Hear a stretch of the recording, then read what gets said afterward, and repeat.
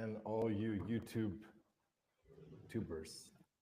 This is the Devon Rain Man, and you are joining us for our final episode of season 3, where we'll be discussing the film All My Friends Hate Me. We also have a special guest today, Tom Kenny. Tom, do you want Good to say a quick afternoon. hello? Hello, everybody. Honor to be on the show. I'm looking forward to it. Delighted to have you. And my co host, as usual, is Mark Will. Hello, Mark. Hi, I'm here too.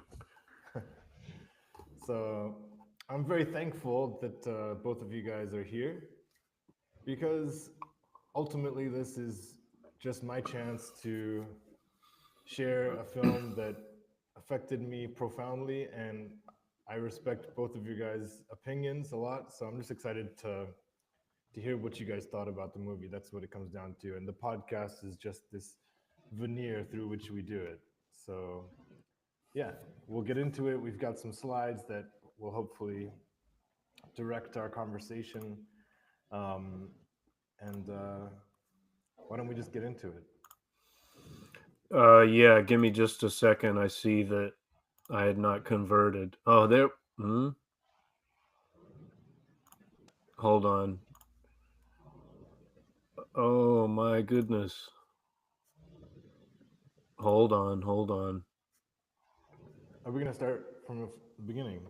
Yeah, let's Because I didn't the like the last one. let the live stream continue, but let me sort this out. Okay. Okay. I'm gonna close all this. Give me a second. All right, here we go. Open it again.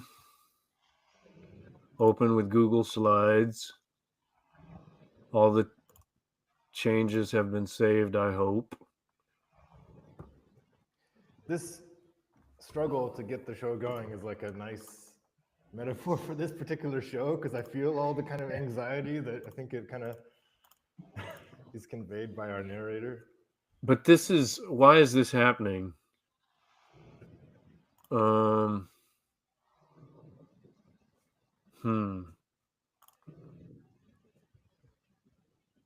Oh, I see what's happening. I didn't click share. How stupid. All right, here we go. Let's try this. Okay. Hey, How's that? Yeah, Yep. so it doesn't have that extraneous material at the top. So let's just start again for the Please. purpose of the clean edited recording that we will eventually upload. Should I give you a countdown? Yeah, and what we'll do, we can start our more typical way this time, where it'll be like, "Hello, all you tech deviants. I'm Devon Rainman in Ufa. Mark, Yeah. you will say I'm Mark Will in Taipei, and then Tom, Yeah. you can introduce yourself. Okay? So we won't actually even go to you. Just after Mark says where he is, you'll say, and I'm blah blah blah, and then I'll talk more. Yeah. okey-doke. Okay. All right. 5, 4, 3. Hello, all you textual deviants, and welcome to Season 3, Episode 20. I'm the Devon Rainman in Ufa. And I'm Mark Will in Taipei. And I'm Tom Kenny in St. Petersburg. We are delighted to have Tom as our special guest for this, our ultimate episode in Season 3. And we will be discussing one of the best films, in my opinion, of the last couple of years, All My Friends Hate Me. So, selfishly, I'm just happy to be discussing the film with two great minds and who offer different perspectives. Tom being himself a Devonian, which we'll get into a little bit later, and Mark, who just always has a good take. So excited to hear what you guys thought about the movie, and viewer, maybe you can chime in later with your own interpretation. Well, I just want to point out that it's not an adaptation of my autobiography. Thank you. The date is July 17th, allegedly, and I was in London. BFI is a really cool place to watch films. It was originally recommended to me by another friend of the show, Joe Greenwood. And yeah, they show, I wouldn't say art house films, I would just say good films. So British Film Institute, which actually is one of the financial sponsors of the film. And I saw it in one of their smaller cinemas, so probably seated around 30 people. And wow, the horror aspect of the film really moved me to the point where I was just speechless afterwards. And I just was so overwhelmed, and almost to the point where I was worried about, like, am I going to get over this feeling? Of course I did. Tom, can I ask a question about the screening? Sorry to interrupt. I was really curious about the reception of the comedy. Was it received comedically, or were people just horrified? I remember laughter, sure. So, and I remember people listening, eavesdropping in on people's conversations afterwards. And I know I think it was quite strong for one person. So that was kind of amusing for me when you see like a film kind of, yeah, just hitting someone pretty hard.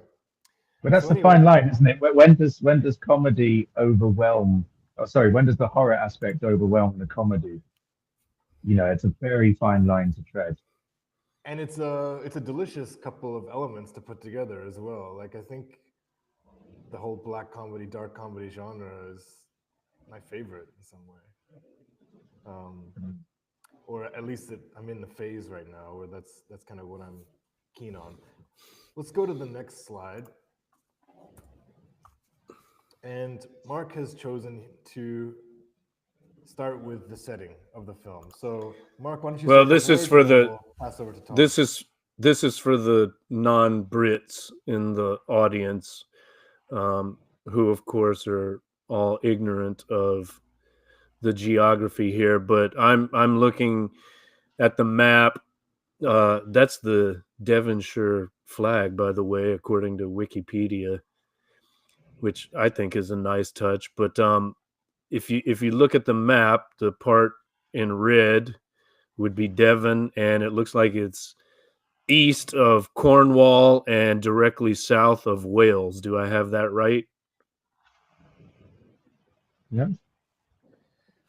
So as a native, what can you tell us about the place? And maybe, like, because your perspective is much valued, what can you tell us about the place and maybe how it's depicted in the film? And like, do you think it's an accurate depiction, or was there something they missed, or something that offended you, or something that made you proud as a native son? Well, I mean, let's start with the context of the film then, because there are, of course, substrata of society in Devon. My experience, personally, I come from a market town called Tiverton, which is obviously a market trading centre. Population about 25, 30,000, something like that. And my personal view was that Devon is mostly fairly deprived and poor, with a distinct substrata of very wealthy gentry. And I think that was what was displayed most prominently in the film, the kind of higher upper class lifestyle there, which definitely exists. There's a class of people wearing barbers and tweed suits, and like just past my house every Sunday of my life when I was growing up, the fox hunt would come past, and there would be blaring horns and hundreds of what are they called? Dogs called beagles. Yeah, and just a bunch of gentlemen, and then a bunch of sycophantic hangers-on, regular peasants like me who just followed around behind watching. I believe the term is pezzo. Pezzo, yeah. No, I'm fucking with you, but we'll get into that. Actually, on the way to South Molton from Tiverton, which is another market town, there's a uniquely Devonshire sign. It's a road sign that says "Beware pheasants crossing," because the road bisected a large farm, which was used as a hunt as well. And somebody just painted over the H. So it said "Beware peasants crossing." Yeah, yeah. Go on. No, I mean it's a beautiful place, and I think it's a wonderful place to grow up as well. I think you can still have a real life growing up there. It's not in the home counties, so it's not overly gentrified or overly posh. It's still quite typical, classically English, Yeah. Well, And of course, Mark, you've mentioned that's where my family two. is. Where? In Devon as well. Like that's where my Oh, is it? Oh, okay. So Okay. I've been to Tiverton where Tom Harold's from, and that's where it's Exeter, where I spent my summers for the last 2 years. Okay. Where you were accosted by those young people who took offense to your Nikes. Yes, Yeah, and Exeter's actually Exeter, I would say, is the ground zero of this gentrification thing, because on the one hand, property prices have exploded in Exeter, and it's a really cool, really cultural, really artistic happening place. And on the other hand, it has a wildly worsening problem with homelessness and young homelessness, which you can't deny, Tom. There's Sidwell Street now, and the upper places like that, almost no go zones. There's just such terrible problems like that, and homeless encampments. So yeah, you can see it very clearly there. Yeah. So is this Guy Bethel's place of origin? Is that what you're saying? Essentially, because Taunton is Devon, right? Clumpton. Taunton. Oh, Taunton. Yeah. So that's where my dad went to school, and our granny, she lives in Limpston, which Wait. Isn't Taunton Somerset? It may be, actually, yeah. Just in Somerset. Yeah, but I mean, it's basically the same area. Yeah. But my auntie Judy is also a friend of the show. She lives in Cullamstock, which is definitely Devon. Limpston is in Devon, where my granny lives. And Robert, also a friend of the show, is from Clumpton, so another Devonian. Shout out to AJ. Yes. All right, so I was just going to say, sorry to interrupt, like 2 key words have already been mentioned. Posh and Pez, right? And so that's the dichotomy that, to some extent, that to me, that's not the focus of the film. It's more the interpersonal relationships, but that is an aspect of the interpersonal relationships, I guess. It's a driving force for that antagonism, because it seems like he's trying to almost transition out of that.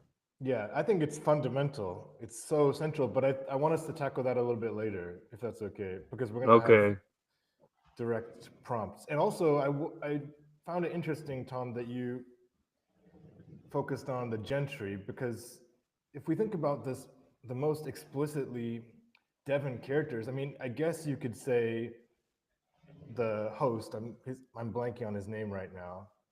It'll come up in a second, but George. George, Norman, and Archie. No, not Archie. Sorry. Who's and Harry, right? Harry.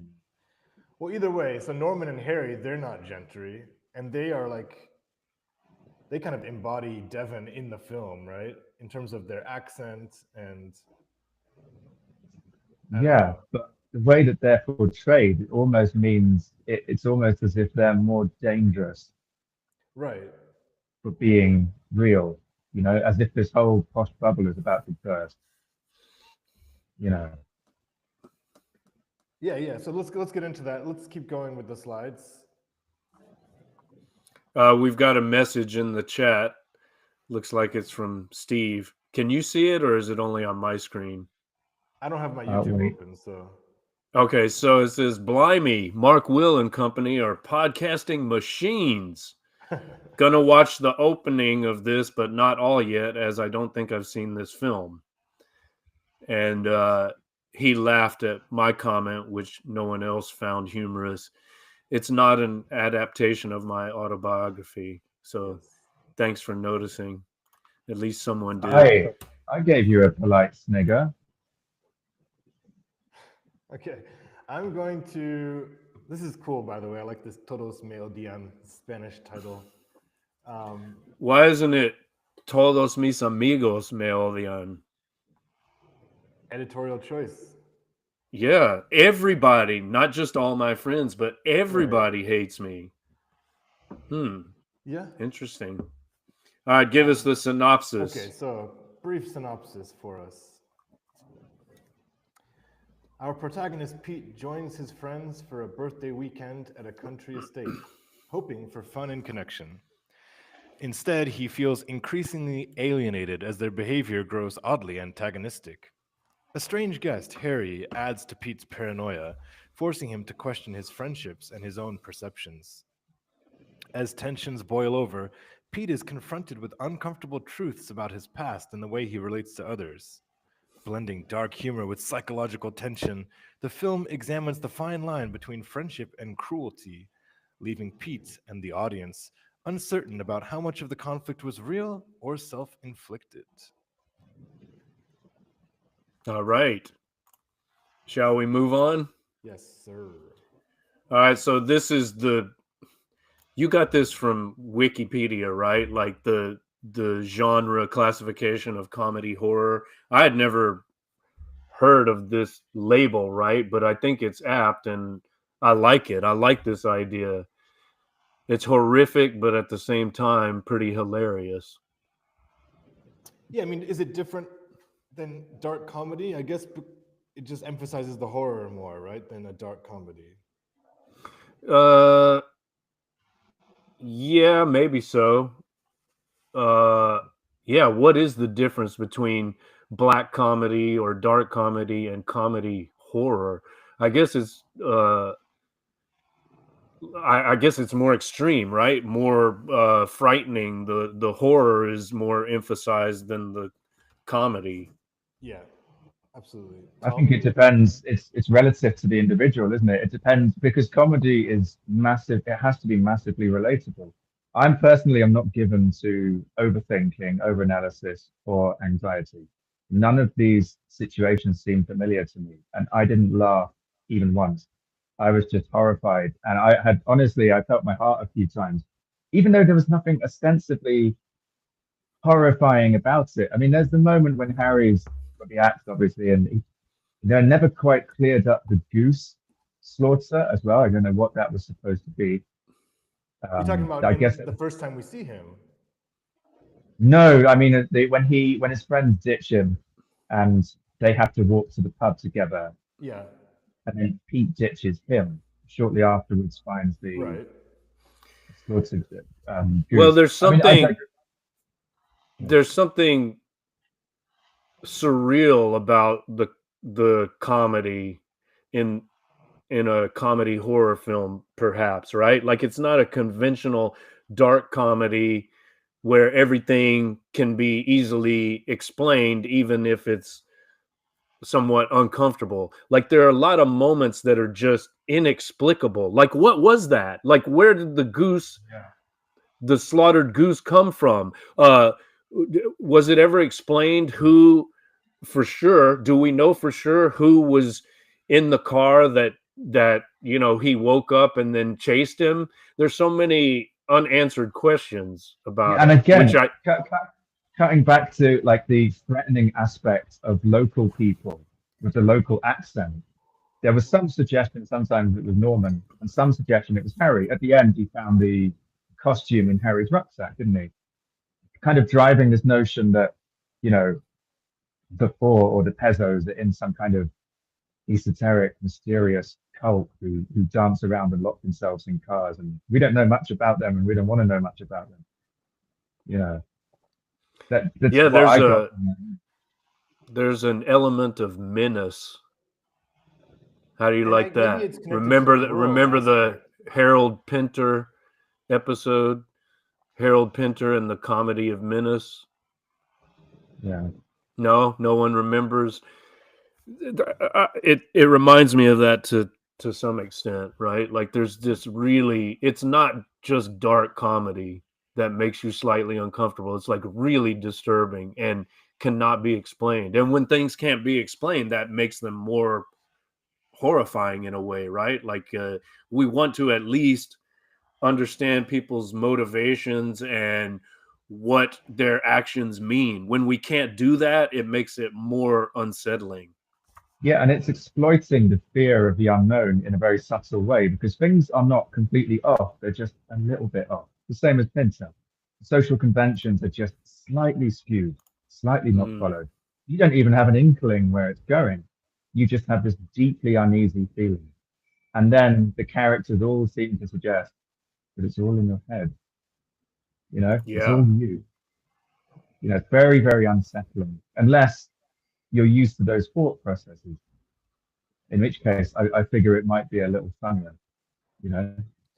Maybe, but you know, when you initially started saying that, I thought you were going to say the opposite because it's more of like a triggering movie for the people who do suffer from social anxiety.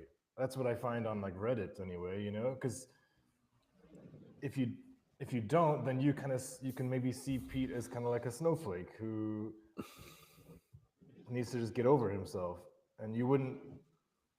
Yeah, can you speak to that? You kind of jump between the two, don't you? You know, between deep sympathy and then slight disdain, you know, for somebody who's so self-absorbed. Yeah, it's weird. It pulls you around in different directions. And a second viewing for me, like significantly changed my interpretation of Pete. You know, I liked him a lot more the first time I watched it, and then in subsequent Yeah, that's a viewings. good point, actually, Tom. Yeah, because I have only seen it once. You know. Anyway, yeah, I started noticing like the refugee thing, especially. It became a lot more obnoxious afterwards and like self-important. Whereas the first time, I was like, yeah, you know. Yeah. But they hadn't seen him since he'd left university, right? Apart from, as we find out, Claire. Isn't that a pretty massive and out there thing to do? Shouldn't they, at first? I mean, that's a social convention, right? If somebody's done something extremely unusual like that, you know, if I go back to England now and I see somebody I haven't seen for a few years, they're kind of obliged to say, "Wow, Russia, what's that like?" And then we dance the dance, right? Oh, you know, it's anything but normal, and then that's out of the way, and then we can focus on whatever they're doing. I don't think that's rude or self-absorbed to expect that. Yeah. So you're saying the fact that they didn't like have a little chat about it, you mean that's Yeah, they're completely indifferent. They like aggressively so.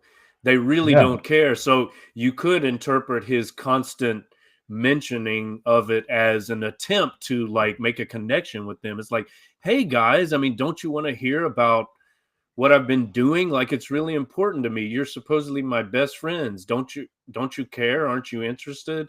And they're not. But what I like about it is at the same time, it is annoying too, because he keeps bringing it up. So I think it's good. It's a good sign that we have this ambivalence about him, the main character, and really all the main characters, because they're posh assholes and, you know, they're annoying in many ways, but they're also at times quite humorous to me. Like Tom K says he didn't laugh at all. There were quite a few moments that I found pretty funny, like maybe with Archie in particular. He was a particularly humorous character, and of course Harry, who at the same time I hate him, you know, because I've been fucked with by guys like him, trolls like him, you know, and I know how uncomfortable it is to be in that position. There's one moment like when he's basically hazing Pete in the bath, right? And after okay, well, it's okay. I'm just saying. Well, it's just you didn't remember this line when I texted it to you. I thought that would get a laugh from you, but after he leaves, Pete says, "Fucking what?" Which is, it's like that line could be used to describe the whole movie. When I post this on Substack, that might be the title of the post. Fucking what? Yeah. And to me, that's like very high. That's high praise, you know. That's a compliment. Like if your reaction to a film or a song or you know, a story or a book is fucking what, that's often a good sign for me. It means that I'm like engaged and enjoying it. Fucking what? Yeah. I like how this film also kind of challenges your traditional perception of the person who would suffer from anxiety. Considering anxiety as an abstraction for a second, it could be either incidental or coincidental. So eliminating incidental from that, i.e., something terrible happened in your life and now you're anxious, right? Coincidental anxiety, you would imagine somebody, I don't know, who would be have obvious physical or mental challenges, right? That's the person you would imagine to be anxious. And there we have Pete, tall, well built, incredibly handsome, well spoken, all the advantages going for him in life. And yet he's quite a good physical actor. If I can be a drama buff for a second, that was my major at university. His body language and his behavior, you know, exemplify anxiety. So kind of looking at this guy, and that also fuels the kind of like your belief that it's his friend's fault and not his fault, right? How could this guy possibly be anxious if they weren't torturing him? And that's what it felt like sometimes, by the way, like they were torturing him. Yeah, absolutely. That's interesting though, because my first impression of Pete is that he was kind of a nerd and a dork. You know, I didn't see him From as the the conversation cool at guy. the beginning. Yeah, from the conversation with his girlfriend, right? He comes across as a little bit dorky when he's talking about what would he call himself again? The capo or the Skippy. Skippy. Okay, that was the one bit that made me laugh at the end of that awful parody of him at the end. You know, when he's having his meltdown and going berserk. He said, "I'm Skippy." Yeah. Like then I laughed, right? Then I laughed. That roast is just insane. But again, we can talk about that a little bit later. All right, well, let's move. Let's do So it. you say this image was AI generated? It's pretty Yes. impressive. I like that. Yeah, I like it too. Comedy horror. You won't be laughing when you lose your job, Mark. None of us will be. Okay. All right. We've got the cast here. I won't bother to read it all out because we've got some individual slides for this. But viewers, you could pause right here if you wanted to and take it all in. I guess Or you could just Google it. Do you guys find can we be crude and just talk about the attractiveness of the women? Well, when we get to them, but right, fine. Let's start with Skippy. Okay, so yeah, Pete, aka Skippy. I've chosen like one delectable quote per character. So can we take a second to? I don't know if Mark knows just how offensive that word is. I like. I'm genuinely ignorant. Like, do you have gypsies in America, or is this a thing? Well, I recognize the word from having heard it in Guy Ritchie's Snatch. The Brad Pitt character was called a pikey. Is that not even? Are we not even allowed to vocalize that word? No. Is it that bad? Well, I mean, yeah, I know it from Guy Ritchie films, and I think there were like people that would fit that description in The Gentleman, like these nomadic people that travel around in campers and vans, you know. I think ethnically they're Irish. I don't know if that is always the case. Like, is a pikey always Irish? No. So there's two. A pikey is the derogatory term for the Irish travelers. And actually, when you in the drop-down box, like it's funny, I'm making a university application right now. I had to provide personal information yesterday, and in the racial section, there's white brackets Irish traveler. and then further on down there's Romany gypsy, and then further there's gypsy upper. So yeah, it's synonymous with kind of thievery and kind of dirty living, and it's like and actually to come full circle again, I know this is sounding like a broken record, but about this, their disdain and mistrust for the lower classes or the classes that are lower than them, it comes full circle in the end, because gypsies, some in the stereotypical notion, people associate them with this esotericism or strange religious practices, or just being a bit out there. And at the end, it all erupts to the surface and he screams, "You're not only a pikey, but a pikey cunt." There's also rudest word to call somebody, right? But directly in his address. And it's ironic because he is seemingly, the social Dr. Dolittle, right? He's trying to walk with the animals, talk with the animals, and at the end, it's him. Of course, that's the humor.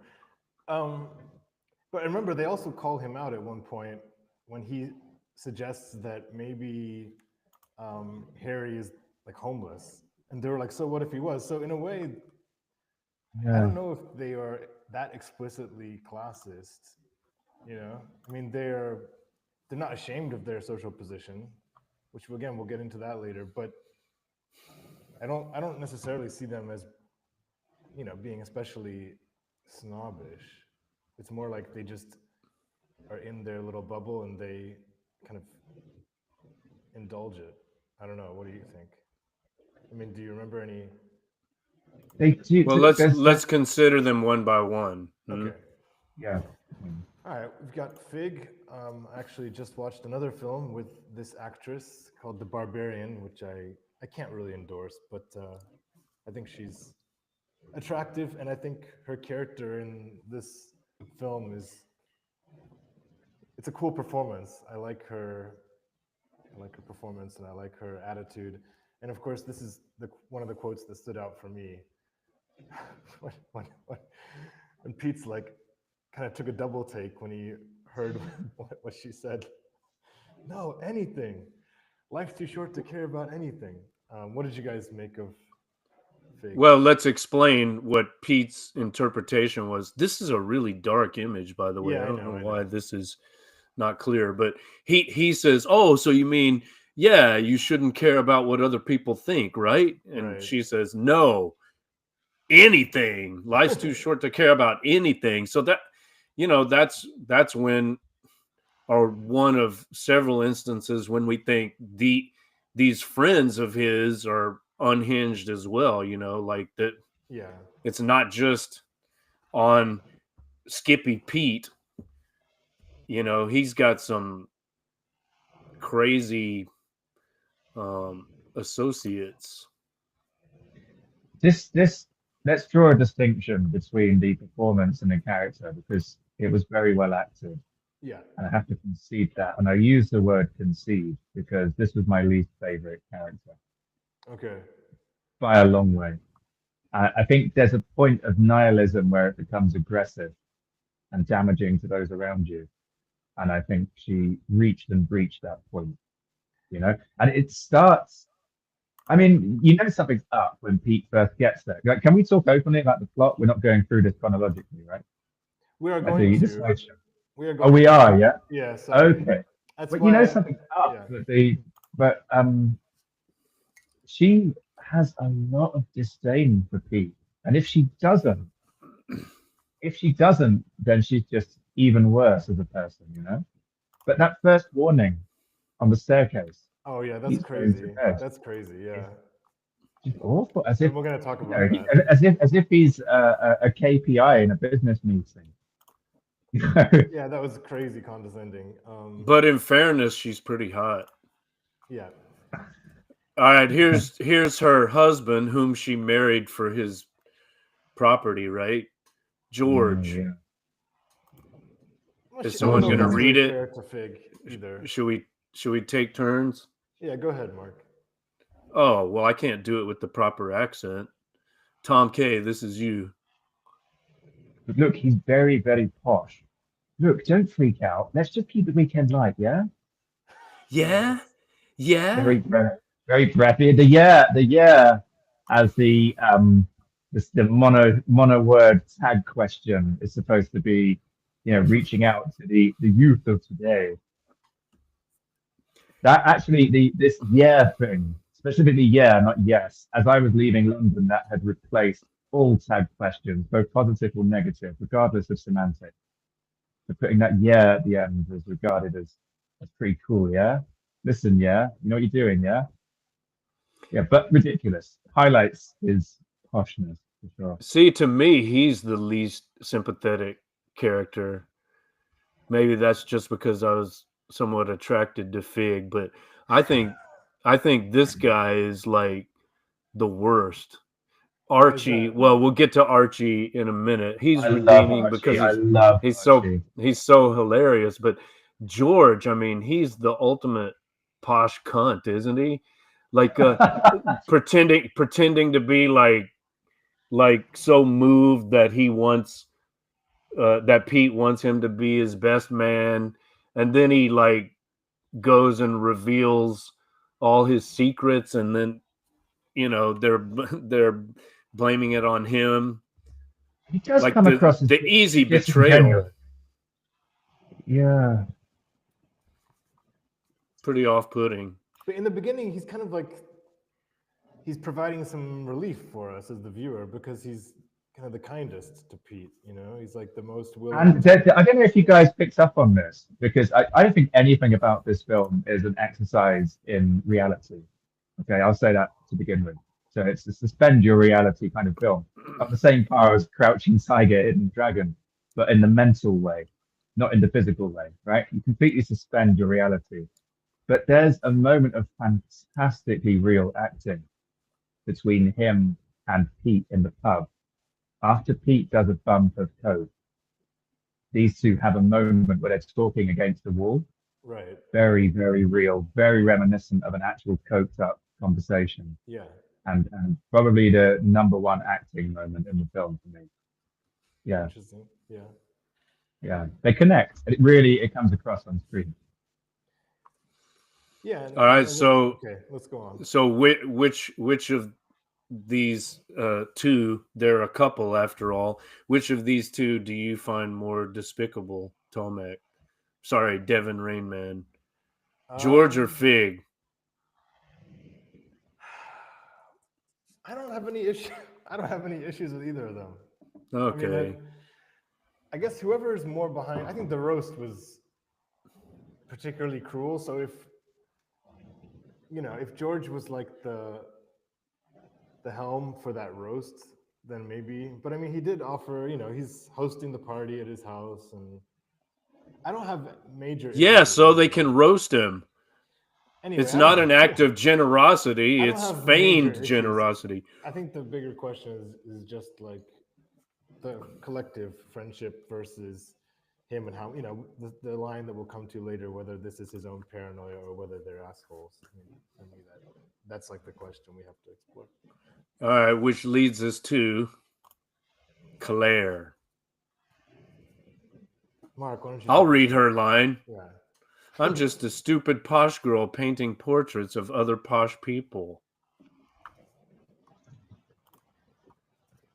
Did you feel like, so there was the suicide attempt, which is like tied up to her character, but also it's like, I didn't quite understand why she asks him at one point, why she asks Pete, like, did you tell Sonia about us or something? Like, but it sounded to me, it felt like there was a bigger issue than just them dating. Like maybe she'd had an abortion or something. Like, I don't know, did you get that kind of vibe? Like something had happened between them that was a heightened level of, scandal or taboo or something. Or we can ignore that. Well, I didn't pick up on that. I don't know. But I think they're all just fucking with him. And so she's in on it too. And she's playing her role. She's sympathizing with him in her fake way, just like all the others are. And since they had this, physical connection, they hooked up or whatever, she has a way of getting at him that the others don't. So it's interesting because I feel like you're already kind of revealing your cards, Mark, as far as like where you But stand. if you say they're fucking with him, then why do they keep giving him warnings? They keep telling him that there's surprises to come. You know, and you know They're leading it. I mean, if we're assuming that they are fucking with him throughout, and I'm not gonna like endorse that 100%, but let's just assume they are, then the surprise is just a way of leading him on, right? Like he keeps thinking, oh, it's really gonna be a great surprise. They're my friends. They're gonna honor me as the birthday boy. It's gonna be fantastic. I'm gonna realize at the end of all this that it's just a big joke and they really love me. So I think that's part of the trick, part of the trickery and the betrayal, right? Or it's planting more fear because you're starting to wonder, well, they've already fucked with me to this extent. Like, what's the next scary thing that's coming? So, Claire, yeah. the interesting thing for me about Claire was there was a couple of things in connection to Harry. First of all, like, I'm sorry to be crass. Can I say something crass? Please Whoa, do. please. The question that was running through my mind was actually, who does Harry want to fuck, Claire or Pete? Because the way that he kept looking at Pete, I didn't know if it was jealousy or lust. And the fact that he walked in on him in the bath was extremely unusual. And that crosses any kind of like male banter boundaries. You can't do that to someone that you only just met, drunk or not, right? We'll get And into that. but they're walking together, you know, and he just stovepipes this phrase in. That Claire, she's a bit weird, eh? She looks like the strongly suicidal type or something like that. And I don't know. And then one of the few realistic bits of the film, I guess, was finding out that he'd been like sleeping with her just before he left, you know, to the refugee camp. But you find out about the suicide attempt first, just before you left, it was, you know? So I don't know if that's something, if Pete's more at fault for her fragile state or what. I didn't get any dark vibes off her at all, and I didn't think she was fucking with him. There was a very surreal conversation just before Sonia arrived. Very surreal. I don't know if she was trying to get with him or not. But she gets angry with him, right? I mean, in that one conversation where initially she's comforting him and he's kind of like confessing to her, and she say, "PT, we all love you," like. Yeah. And so you're getting that relief again, but then she turns on him and she's So it's not sincere. I mean, she's in on it, right? She's part of she's playing her role as the allegedly again, sympathetic you're one. committing to some kind of like, I mean, do you think it's, so if they are fucking with him, do you think it's like a conspiratorial fucking with him, or just that's just their nature to fuck with him, right? So do you know what I'm saying? Like, I actually have a completely different opinion than you guys, but I guess we're not giving our overall conclusion. We are definitely are when it comes to it, and I'm not committing to that they're fucking with him at all. Okay. All right, well, let's. I mean, I don't want to interrupt. Tom K, if you got something to say. Get into that. We're gonna get into all okay. All right. Well, then let's finish with the cast. All right. I feel like the whole podcast is gonna be me saying we're gonna get into that. Yeah. Obviously, like, great line. What? Sonia's line here is like maybe the most memorable line of the film. You know, in terms of encapsulating. That's what left me with the strongly surrealism take. Yeah. The last line of the whole film, you know, and again, it actually helps a little bit to look back and think, all right, don't take any of this seriously. Not because it was a joke, but because it would just never happen. A conversation like that, the way things pan out like that, I think you would have to be some kind of serious sociopath. So you're kind of taking the joke to be like a meta comment on the film itself, in a way. Yeah. Yeah. Oh, I definitely, yeah. Like, she's not only talking to Pete, but to the audience as well, which I love. I think that's fantastic. Sonya is my favorite character by far. You know, like She's she's definitely charismatic. Yeah, there was some. Should we talk about the cinematography for a second? Because just when you're at your lowest ebb in the film, and there's all kinds of disjointed, horrible, anxiety-ridden cinematography going on up until then. Sometimes it's dark, sometimes it's weird music playing. You know, there's this, that, and the other, and there's a horrible conversation. It's supposed to be comforting between Claire and Pete, and you know, you're feeling kind of your heart's beating, you're thinking, oh, don't kiss her, please, for fuck's sake. And you don't know what happened to Sonia, right? Then there's this really, really written on the wall, plain angelic cinematography where she comes in with the light behind her and she lights up the world. And it brings relief just when you need it the most. Absolutely. And I'm wondering, like, thinking, I don't know much about anxiety, but I know that people who suffer with serious anxiety tend to do a lot better when they have their anchor around with them, right? And For suddenly sure, he is like this version of himself that had been mentioned before, but you've never seen it. You know, yeah. he'd been snuffled by Harry up until that point, and suddenly he's himself. And Harry, i.e., the dark part of his personality, is stifled and negative, and Archie goes off on a tangent as well. And yeah, she's a ray of sunlight at Absolutely. this point. And I definitely think that those, like, especially when I've had my most anxious times, I mean, yeah, I'm always reaching for that kind of girlfriend savior figure, you know, and I've had a few of them. So, and I think that not only shout out Sonya, to Soo-jong. exactly. I don't know if she was as much as, I don't know if she played the savior as well as like other as well as others. But, No, that she you forced her into that role. She wasn't like a natural. But wait, who are we talking about here? Sonya or Claire? I'm Sonya, confused. we're talking about Sonya. Sonya. Okay. But I Okay. wanted to add actually that Claire starts to play that role too a little bit in that conversation that Tom just alluded to, right? So both of those kind of like soft female characters that are like less inclined to hardcore bantering, they're creating these environments that are like banter free and where Pete can calm down, you know. So I think that it's Yeah, but I mean, it's dark with Claire because you get the feeling that she has a design on that. You know, yeah, like, you yeah, guys think it's to fuck with him. I think it's because she wants to get with him. And you know, when she starts stroking his hand, for example, it just worsens things for the viewer.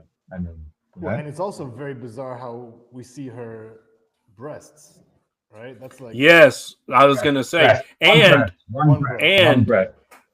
and why does he go into her room just to check on her to make sure she didn't hang herself as he hallucinated, or Yeah, yeah. is he like experiencing sexual temptation, you know?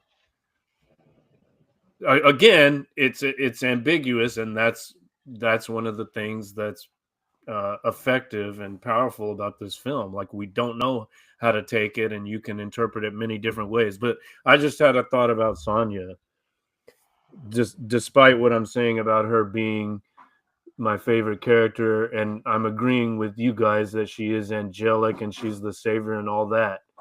At the same time, is she in on the joke?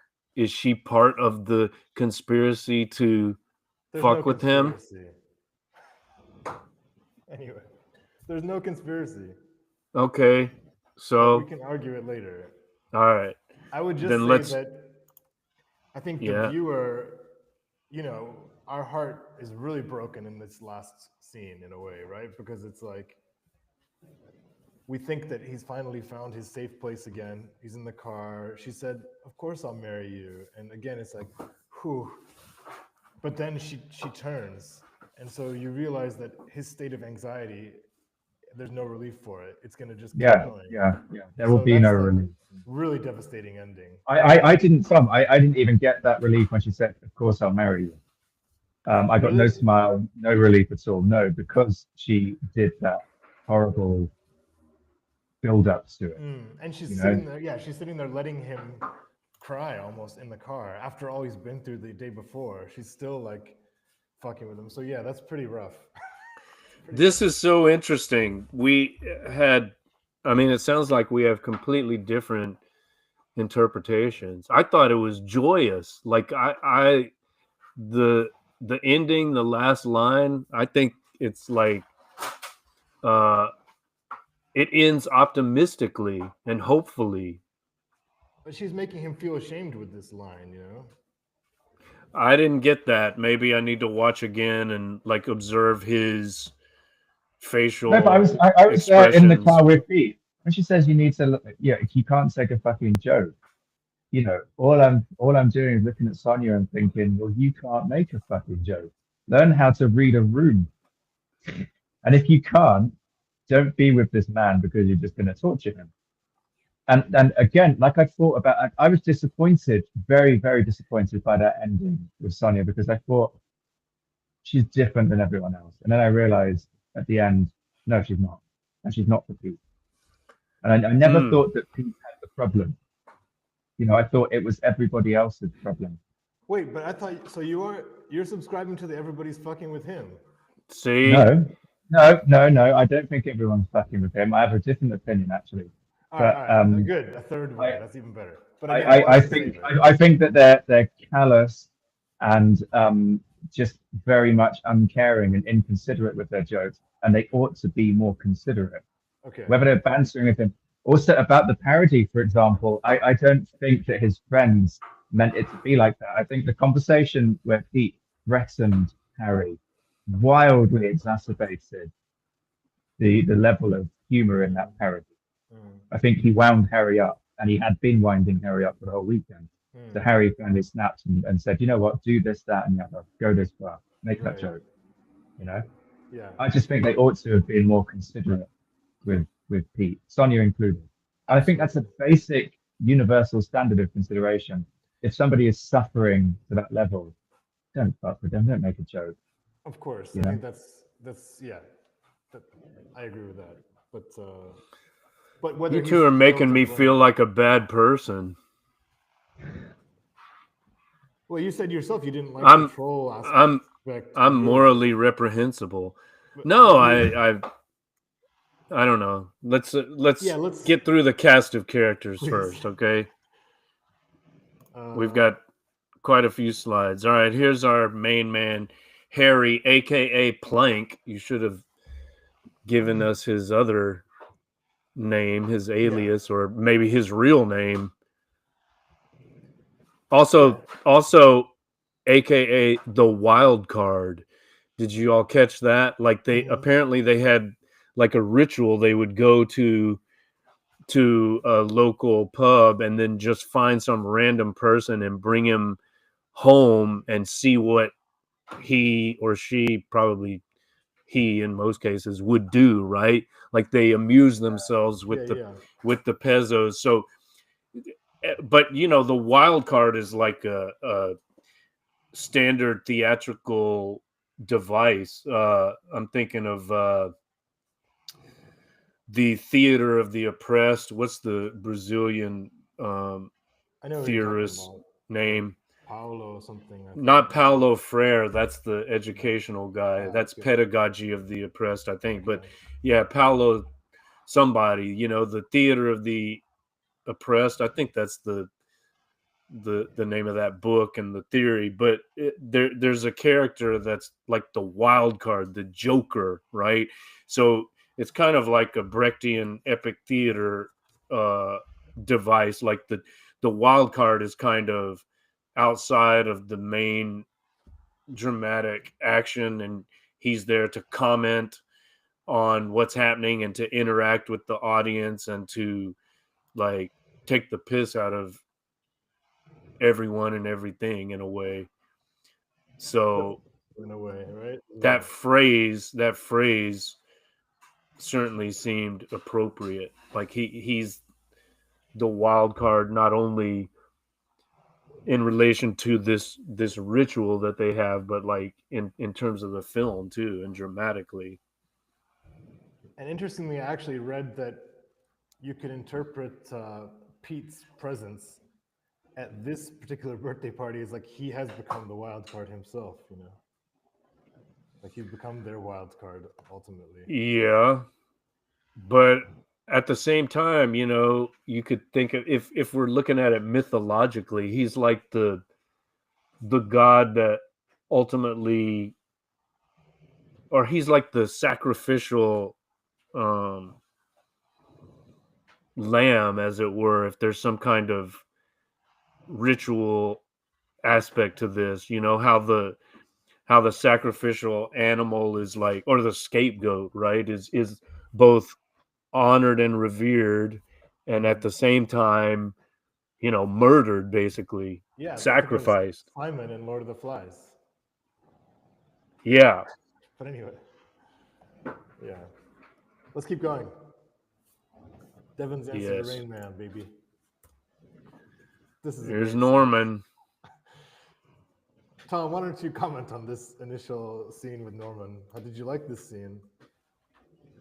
Have you guys ever seen? Have you guys ever seen a dark comedy series, critically acclaimed comedy series called League of Gentlemen? Not the League of Extraordinary Gentlemen, League of Gentlemen. No. I strongly recommend perhaps a future pod on that one day. You guys should watch a couple episodes because Nice. it gave me those vibes.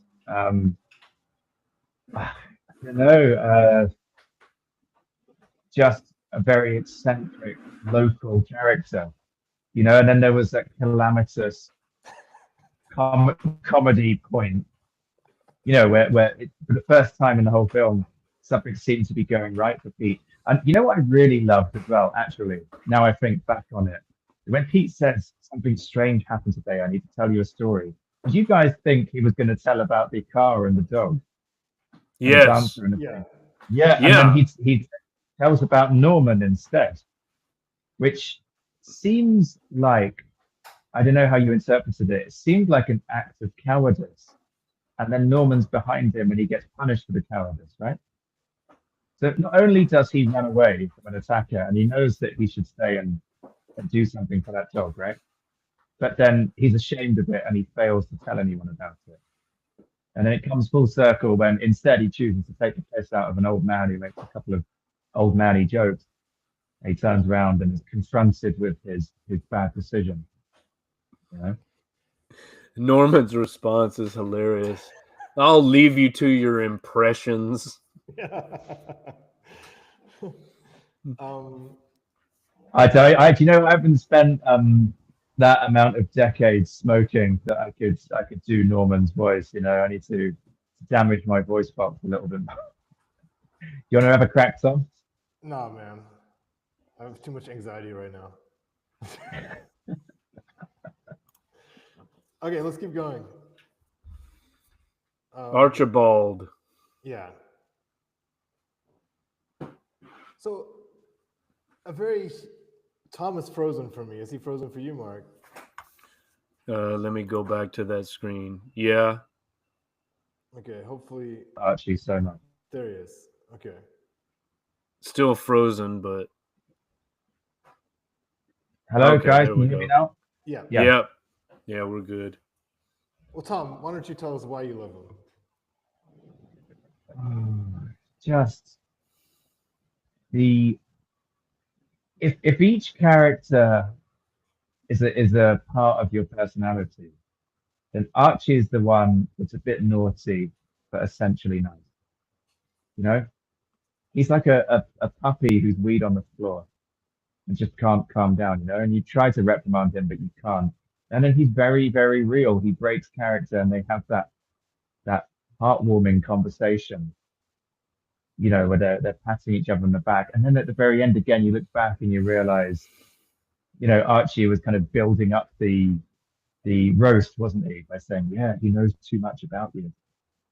But the strange thing is, this is not specifically about Archie, but Archie is upset because he considers that Pete undermined his idea, right, to connect people in the extreme sporting world.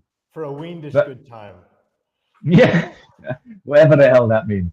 But until that point, I think twice Pete had mentioned the refugee camp twice, and twice he'd been either mocked or ignored. So seemingly it's okay for them to mock what's important to Pete, but when Pete undermines something that Archie has in his mind, he's crestfallen about it. And then it because Archie, he's obviously got some problems with substance abuse, and he gets overexcited about things, and Pete finds him after an all-nighter, and after their conversation, you look back and you think, is that what got under his skin? Did he just take too much coke and stay up all night listening to music, or did he get upset that he wanted Pete's approval about something, and he felt like Pete just pulled the rug out from under him? I'm glad you brought up the all-nighter though, because that's one of those things that changed on my second viewing. So like when Pete asks him, was it worth it? That was a really dick thing to say. And like, I didn't realize that the first time, but of course that's such an asshole thing to say. Like after you've just, you know what I mean? It's so kind of. Yeah, but my first impression of that was Pete is looking at his old life and questioning. And he's almost looking for Archie to say, yeah, it was. So he could have some kind of validation to go and do the same things again. But deep down, he knows it wasn't. But yeah, Archie reacts in a very negative way to that, doesn't he? And with a kind of condescension, right? It's like, oh, I've outgrown all of that. Yeah, that's not me anymore. Yeah, of course. Yeah, exactly. But wait, what was the word you used? I wasn't able to. What? I believe Weendish. How do you spell that? I wasn't able to find that word. I wasn't. Or I'm not even sure I properly heard it. That's why I thought maybe at some point they're just inventing words for the film, because there were a couple words that I texted Tom today, and I said I love words like this and this, and he said he didn't know either of them, and I thought, oh, Tom would know this stuff. Do you think the screen? Do you think maybe the screen? Anything. Do you think that's supposed to reflect the ridiculousness of doing certain things past a certain age? Like they're all clearly in their early to mid 30s, and like when you're young, you can get away with using weird new slang words for drugs and having fun and stuff like that. And by the time you get to your mid 30s, it just sounds ridiculous, right? So perhaps he just made a couple of ridiculous sounding words, like calling coke room, right? Rinse is. But what's the word again? Windish. Weendish. WEENDISH. Weendish. Weendish. Okay. A weenish time. Never heard of it. I've never heard of it. I don't know if you looked in Urban Dictionary, Tom. I looked in Urban Dictionary, couldn't find anything, and couldn't even find anything in a Google search. Like, so it also could be maybe just the fact that it's making fun of the kind of words that are used in posh language and how some of the words sound silly. Like I know whenever I'm around my posh family, I always roll my eyes a few times with like the words that they use. What words do they use, Tom? Well, I'm trying to remember. One was like they used one to describe, I don't know, just words like Orientals or something like the Coloreds, something like that, Most of my family are Cockneys, and there's still, like, my dad dropped the accent, but he still keeps some words in there. Like he'll never say the word sleep.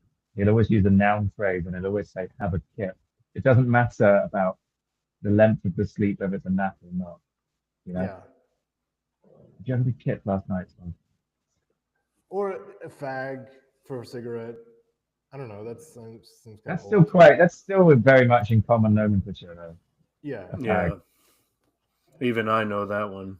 I know you know it, but like to use it now feels a bit dated. I don't know. I still hear it. Okay. Weendish. Archie seems more real because he's struggling with something.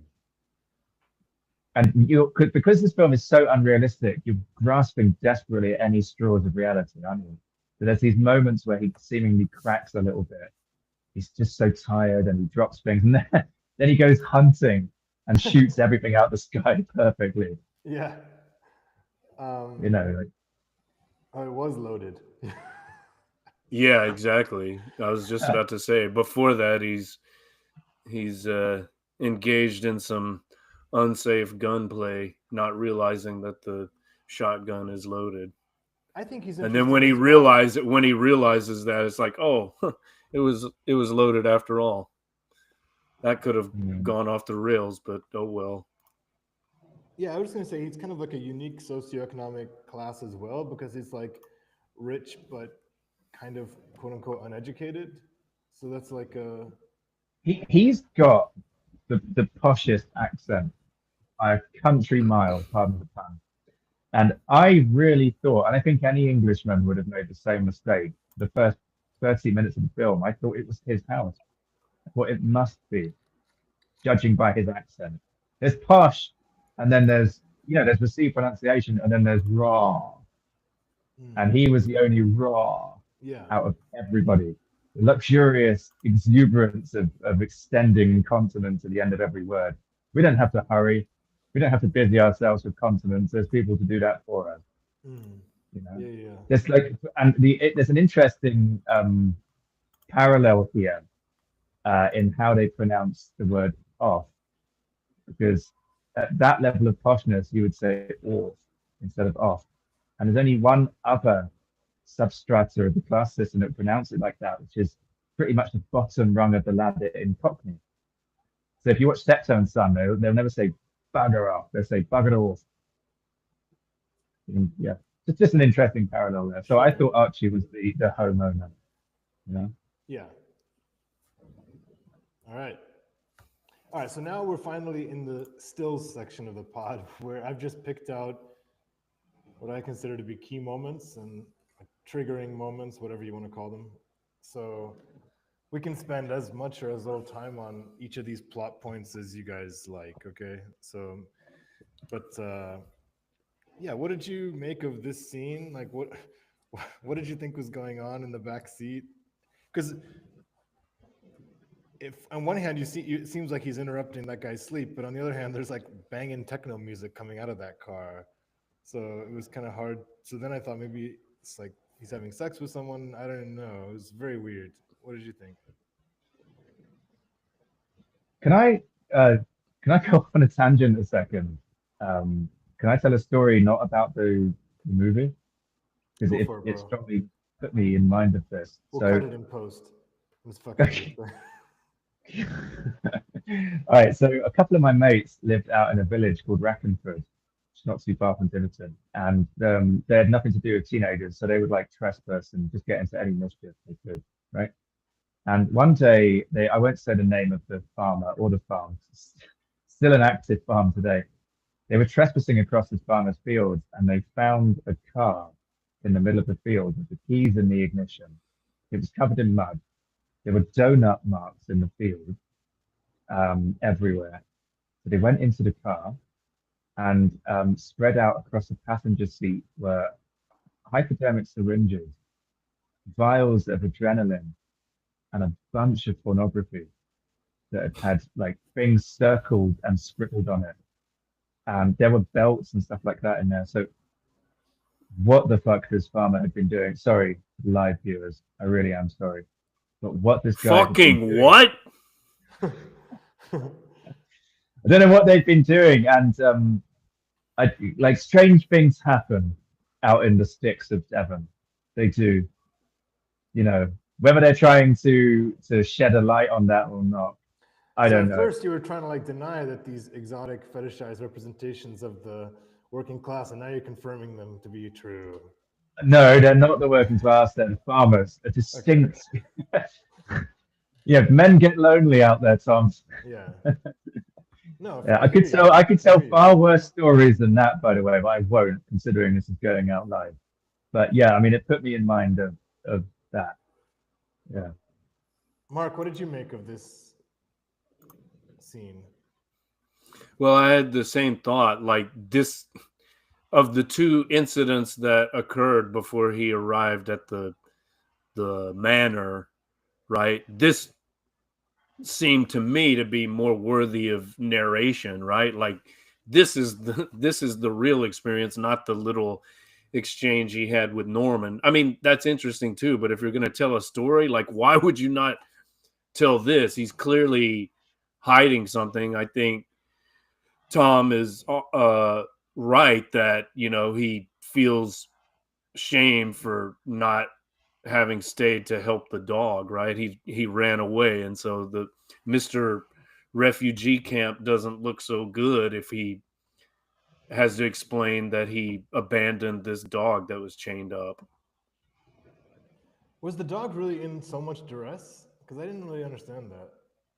It was screaming like a human, like yelping like a human, and Yeah, Okay. you hear that again, don't you? But what you didn't quite understand whether that was part of his dream that he had about Claire, or whether the dog actually had got in the house. I didn't quite get that. Mm, mm. But Yeah, yeah, it good was point. screaming like a human and felt compelled to go yeah. and look. But then when he saw Sounded that the dog like was, he was in the his dog was death just, throes. yeah, yeah. All right, let's move on. This is just a shot of Cleve Hill Manor. Very impressive Tom, property. is that the real name of that house? That's what they called it. I don't remember where I got that, but I'm pretty sure I'm It's not it's making it up. by any chance, because by coincidence I was reading something. There's a grand manor house somewhere in Devon called Chatsworth House, which has been active since the 16th century. By coincidence, the day that I watched this film, I was looking at a picture of the owner having a nap in the lower limb of his library, and it looks startlingly similar to this place. So it might just be Cleve Hill Manor. I was just curious whether it was Yeah, actually something else. I don't. yeah. All right, we can keep going, Mark, unless you wanted to comment on it. Okay, so we have this opening wait scene, which is beautifully anticlimactic because you've got the Darude Sandstorm track, which he enters the manor playing this like iconic techno song, right? Just ready to party, and it's just hilarious how quickly that adrenaline that he's coming in with is deflated. Uh, Setting up the tone for the weekend, thinking that he's going to relive his youth. right. And Did really, it you all just falls out of it. did the excuse that the friends provided, did it seem plausible? No, No,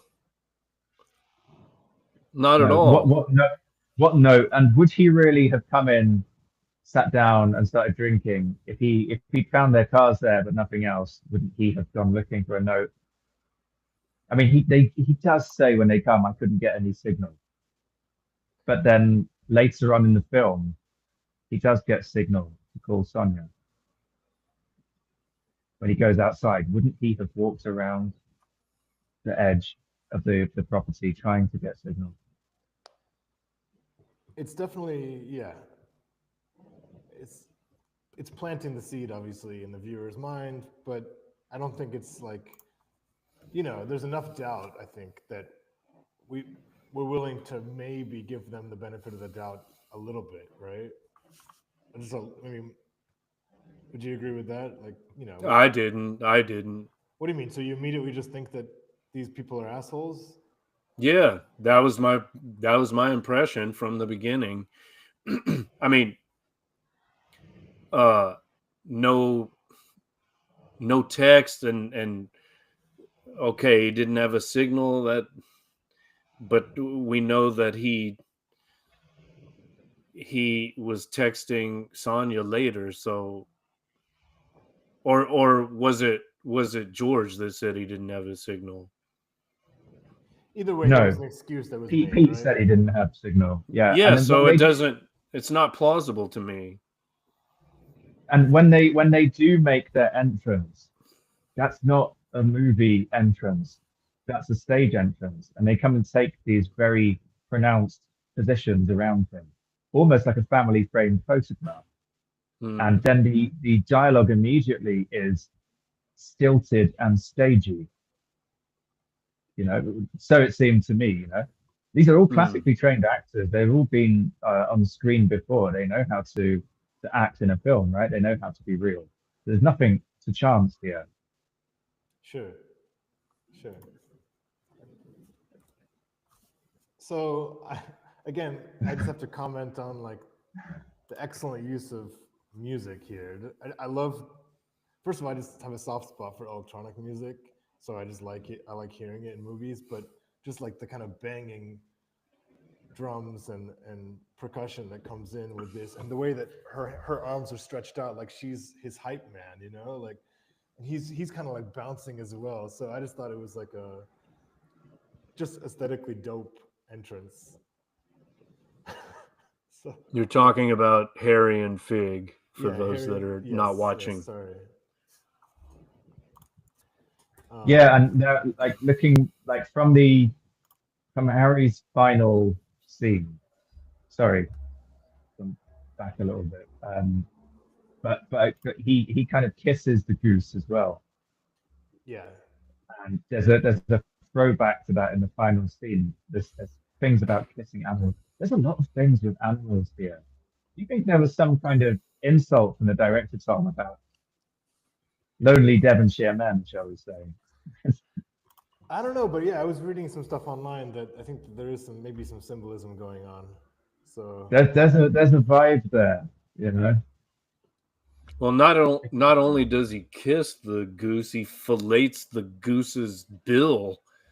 Basically, he deep throats the goose's head almost, or maybe I misremember that, but it seemed really pretty. It's weird, shocking, it's and weird, explicit and extreme, and weird. Yes.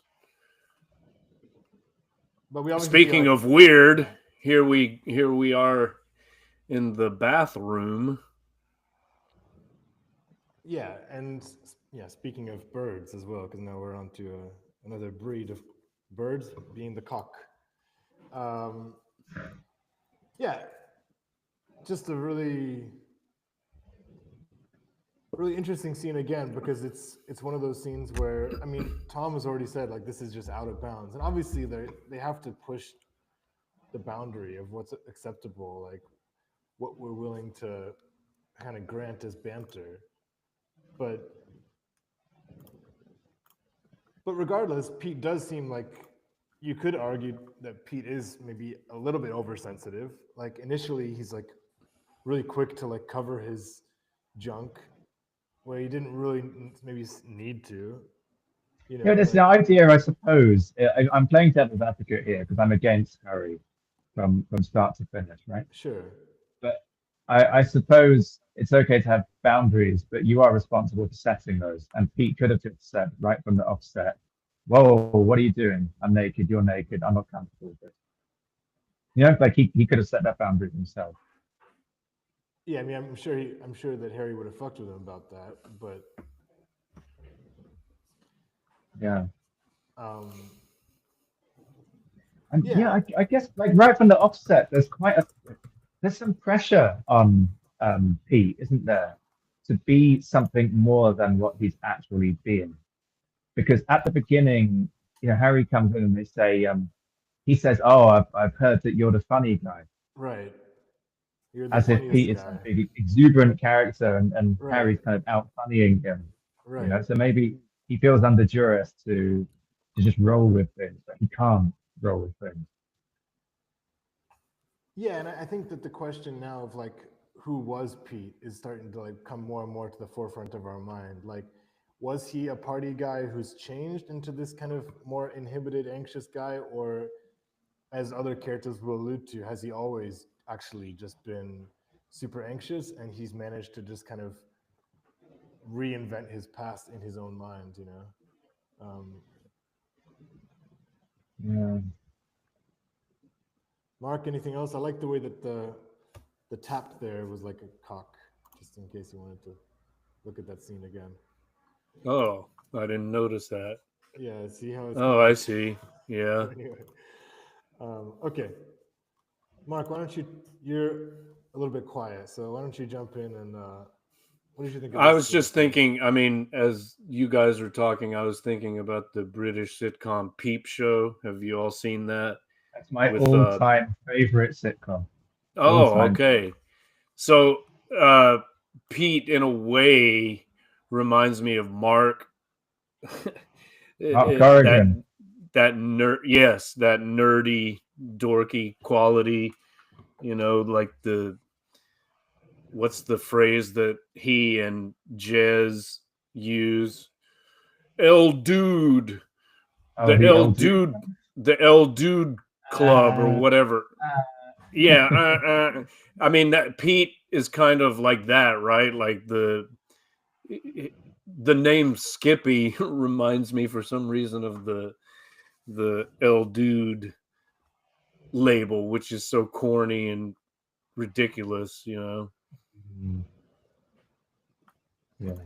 So I just thought this was a great scene, just This unsettled me again deeply, and it's weird because the film, it doesn't really have a horror visage, does it? It's not. I mean, you grow out of horror by the time you're 14, 15 years old. It ceases to be scary, right? And then you see something like this, which for some reason really gets under your skin. that's why I love it, because I think the old horror tropes, they wouldn't be as effective for people that are older, but this kind of shows that horror can still, really work for different age groups and so on. I think maybe because at our age now, we're accruing worth in various metrics, right? And one of the biggest ones, whether we admit it or not, is reputation. Absolutely. Which strongly is predicated on appearance as well. What should I be? Should I be the party animal? And I'm with my friends now. 3 buttons undone. He keeps on changing, doesn't he? Yeah. 1, 2, 3, 1, 2, 3. And then he, seemingly he fails again and buttons himself all the way up to the top and walks out. Little scene, but it really gets under your skin, doesn't it? It's a really smart scene. And then, of course, immediately afterwards, he's completely cut down to size, right? With Archie saying, make an effort. And it's like... Yeah. And so it's like all that work was just... Oh, yeah. Okay. It was all for null. I was watching this, by the way, I watched this with my wife, and she really hates horror, and I told her it was a dark comedy, because you told me it was a dark comedy, Tom. Yeah. And we had to split this into 2 segments. So we watched an hour of it, and then we decided to have a drink to watch the last 25 minutes of it, which was a smart move. It helps settle the nerves a little bit. But, so what did she make of it? Because it's such an English film in many ways. Yeah, she was disturbed for sure. I think the main point of anxiety for her was that she didn't want Pete to get back with Claire, right? If Anya watches this in the future, sorry Anya, if that's the wrong impression. But that's the impression I got. But again, a lot of this stuff was class-based and nuance-based, based on, it's specifically Devonshire-based as well. So maybe we didn't look at it through the same eyes. She maybe looked at it through more neutral eyes, whereas I had perhaps a little more disdain for the gentrified classes of Devon. Okay, Mark, if you have anything else about this, or... No, I just looked up the phrase, the El Dude Brothers. That's what the Skippy moniker reminds me of. So any fans of Peep Show out there will know what we're talking about. Didn't you guys did you guys get the Skippy thing? Did you have Skippy in America when you were growing up? Right? Skippy was is a series about a kangaroo who was it was a real kangaroo, by the way. It wasn't animated. A kangaroo who lived in Australia, obviously, and was friends with this boy, and who always led the boy to, I don't know, some mine shaft where a guy had fallen in, and like he manages to communicate with the boy, and he somehow always saves the day. It's a series called Skippy the Bush Kangaroo, which is why, and it had this really stupid theme tune as well. You can look it up, but there was a kind of side reference to that, I thought. I just love. I was thinking of Skippy peanut butter. Yeah, you know about that, right, Tomek? I do, yeah. Although I'm allergic to peanut butter, but yeah, I just love the way that at the end they're like, "Well, what is the Skippy thing?" Yeah, but they do that in some ways as well. Like, you guys, are you well read in Urban Walsh? Fairly. Yeah, it's the one with the five friends who have varying degrees of success in life. I forget the name now. It's like Carl Ewart and Billy, and they somehow come into contact with Juice Terry, but he's not there. Oh no, yeah, he's one of the main characters, Juice Terry. I think Is it Glue? it's not. It is Glue, yeah, yeah. I think it's Glue, and Billy, the boxer, is one of the perspectives. He's always calling things brutal. And then at the very end of the book, someone says to him, "Oh, there's another thing you used to say back in the day, Billy, brutal." And Billy's like, "Oh, I can't ever remember saying that." And then all the friends like, "Yeah, he never said brutal. But he did say brutal all the time." Mm. You know, it's quite a common device, isn't it? Yeah.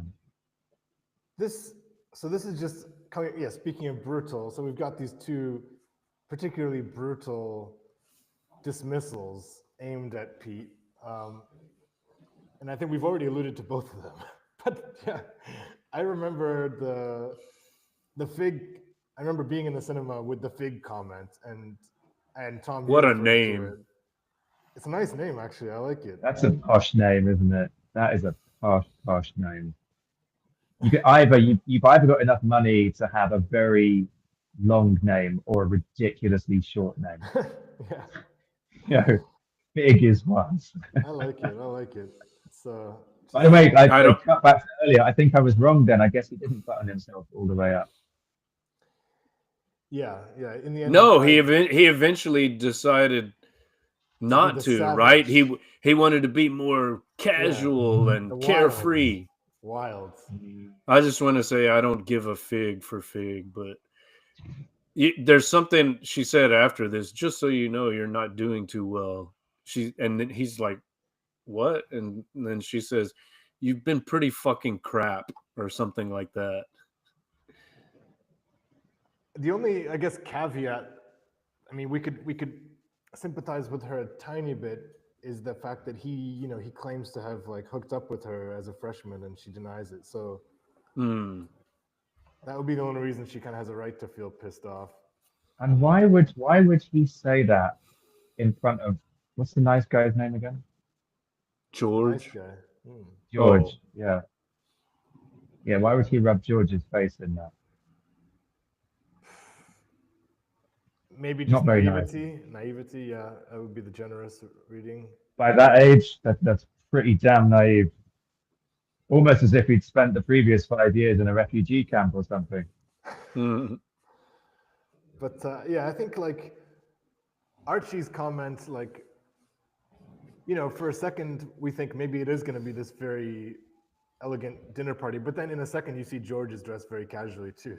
So it ends up being more a joke about Archie, I think, dressing up like this. Yeah. Those just listening, by the way, Archie comes downstairs in a tuxedo, so he's quite overdressed. Yeah, that's before he pulls the all-nighter. Exactly. All right, so I've skipped ahead quite a bit here. The second big treat after the axe-wielding maniac chase. The second treat. And Pete might be forgiven for being slightly trepidant about this treat, given the nature of the first treat. And maybe I shouldn't have skipped ahead about the first treat. I guess the first treat, we allude to it in that initial picture of Harry, so we didn't talk about it then. But yeah, so that axe thing, I think that was also like when I was watching the first time, that was when the movie again like raised the stakes a little bit in terms of like insanity levels. I don't know if you would agree with that. Like that was just like absolutely. And again, as if it was all part of the plan.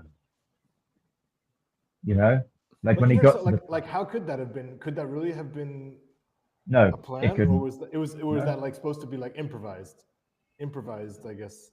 They made out like, look, we made it so that Archie chased you with an axe. Well, they couldn't engineer they couldn't engineer Harry getting under Pete's skin like that. And how could they possibly predict what way Pete would have gone off by himself. I mean, I suppose you could say that Harry followed him, but how could he have ensured then that Pete would have come across the slaughtered goose? Mark, None any of it. thoughts on that axe wielding sequence? I mean, I read it as being part of the plan, but now that you guys are doubting that, I might have some doubts about it too. And can I just segue? What happened to the bag of Coke? Because what we see is Pete doing a bump on the corner of his car. That is not, in any situation, rinsing an entire bag of water. Absolutely, absolutely, and that's a very interesting little sequence because yeah, you get this moment where I have to keep like looking up the characters' names, which is just horrible. But anyway, but Art, so you get Harry kind of like taking the blame for it, right? But in a way, then he's got more kind of power over Pete through that, right? So it's like, But what happened? Had Pete actually gone a bit nuts on it and taken ooh, more? that's a good point. That's a good point. Is this Yeah. that was my first thought actually was, Mm. is this the first glimpse into the not so pleasant side of Pete? And to the unreliable narrator, right? Right. Yeah, that's a Right. good point. So that's a really good point, actually. I didn't think about that, and I think that's very plausible. I mean, like I'm guessing that's very intentional by the. Yeah, I mean, like his in the pub, his entire demeanor has changed, right? He's having a really, really well, actually, no, because he's talking to Fig quite animatedly before he takes the bump, isn't he? And then he has a deep and meaningful with nice guy. But he's able to, yeah. When you're on coke, you're not going to be insecure, right? So he's finally able to like enjoy the feeling of confidence for a little bit. And But why did he get that confidence before the bump? Because he's talking to Fig, isn't he? Before he's had the bump. I guess maybe alcohol. Yeah. Yeah. So why do you guys think I picked this particular still? Is that that's the guy who did the roast, isn't it, in the background? Yeah, exactly. So Yeah. it's kind of funny. I didn't notice that until later.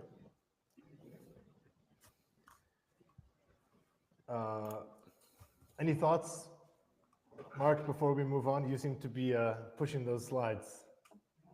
Well, we're an hour and a half in, so I'm just trying to manage our time. But fair enough.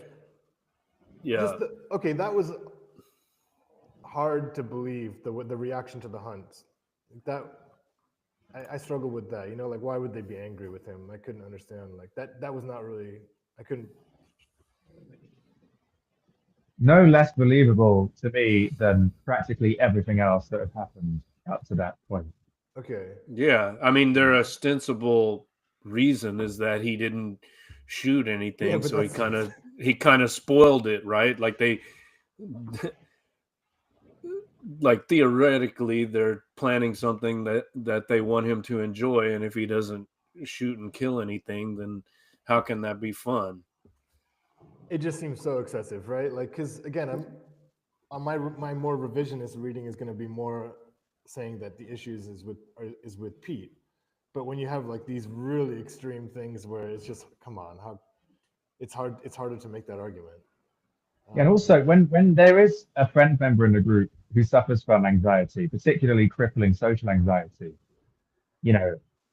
part of their worry is that if they don't participate in things that even that everyone else thinks that should be fun, they'll be considered to be some kind of poor or in some way self-serving. And I think again, this is just a kind of nightmare fuel, Pete. Like they made this activity for me, and shouldn't it be great? Shouldn't I have done something? Shouldn't I have achieved success in that particular metric? And then no, I didn't, and now everyone hates me. Yeah. It's warped thinking, but yeah. But I do think that again, we have to really be thinking about the unreliable narrator because in the scenes. Can I ask you to? Sorry, I didn't exactly know what you mean by that. Like, what is the unreliable narrator? Sure, we're going to come on to it, but the unreliable narrator just means that we we shouldn't necessarily be trusting. Like, it's mainly told from Pete's point of view, but because it's told from Pete's point of view, we can't really trust that his interpretations of what's going on are objective. They're so subjective, and that penetrates even stuff like cinematography, so that you're getting, these kind of slow shots in the car of George driving with this kind of like confidence or diffidence, but you know that they could easily shoot this differently in a way that it would seem very harmless, like they were just people driving in a car, right? So by shooting something a certain way, in order to project, to show us Pete's anxiety, but that's not necessarily like true, right? It's not necessarily. So I think that's but it's a very common device in literature, right, Mark? I mean, I know The unreliable narrator, Yeah. for sure. Does anything come to mind for you with that particular? I mean, I think just some Edgar Allan Poe we were doing recently, The Telltale Heart, that had an unreliable narrator. Mm-hmm. But okay. Well, with film, it's a bit different because there's not like a voiceover narrating what's happening. We just have these different perspectives. But I agree, like Pete is the de facto protagonist.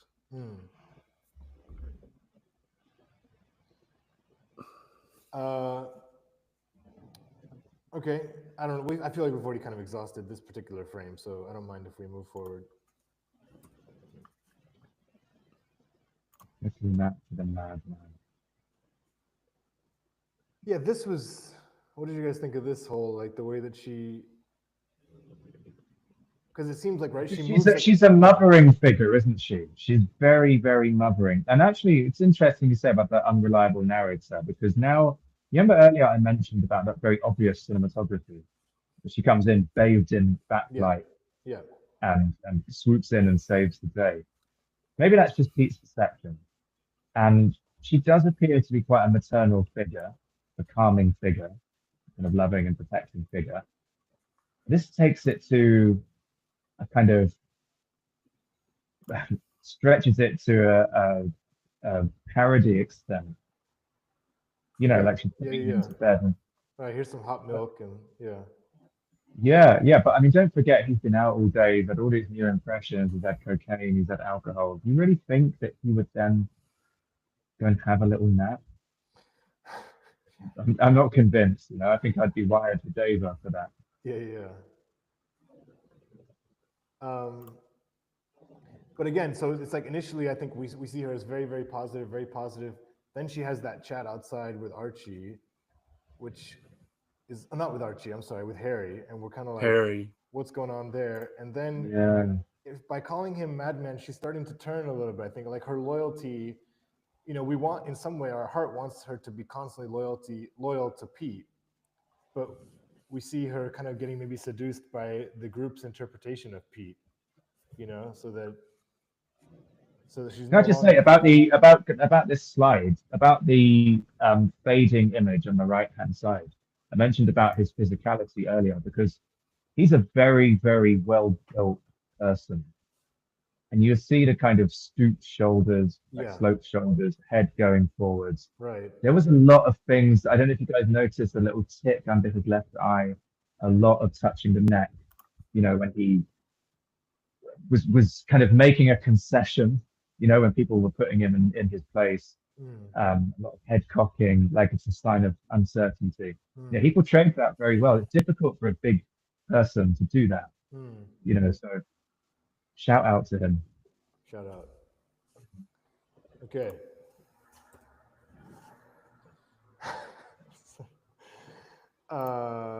Fake Pete. Yeah.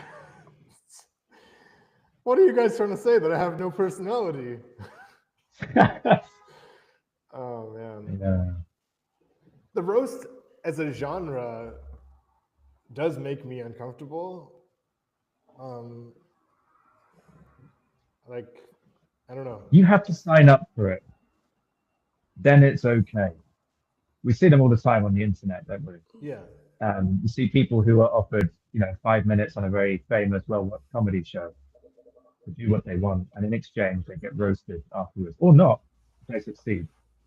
It's a Colosseum-esque lion pit of comedy, but you have to sign up for it.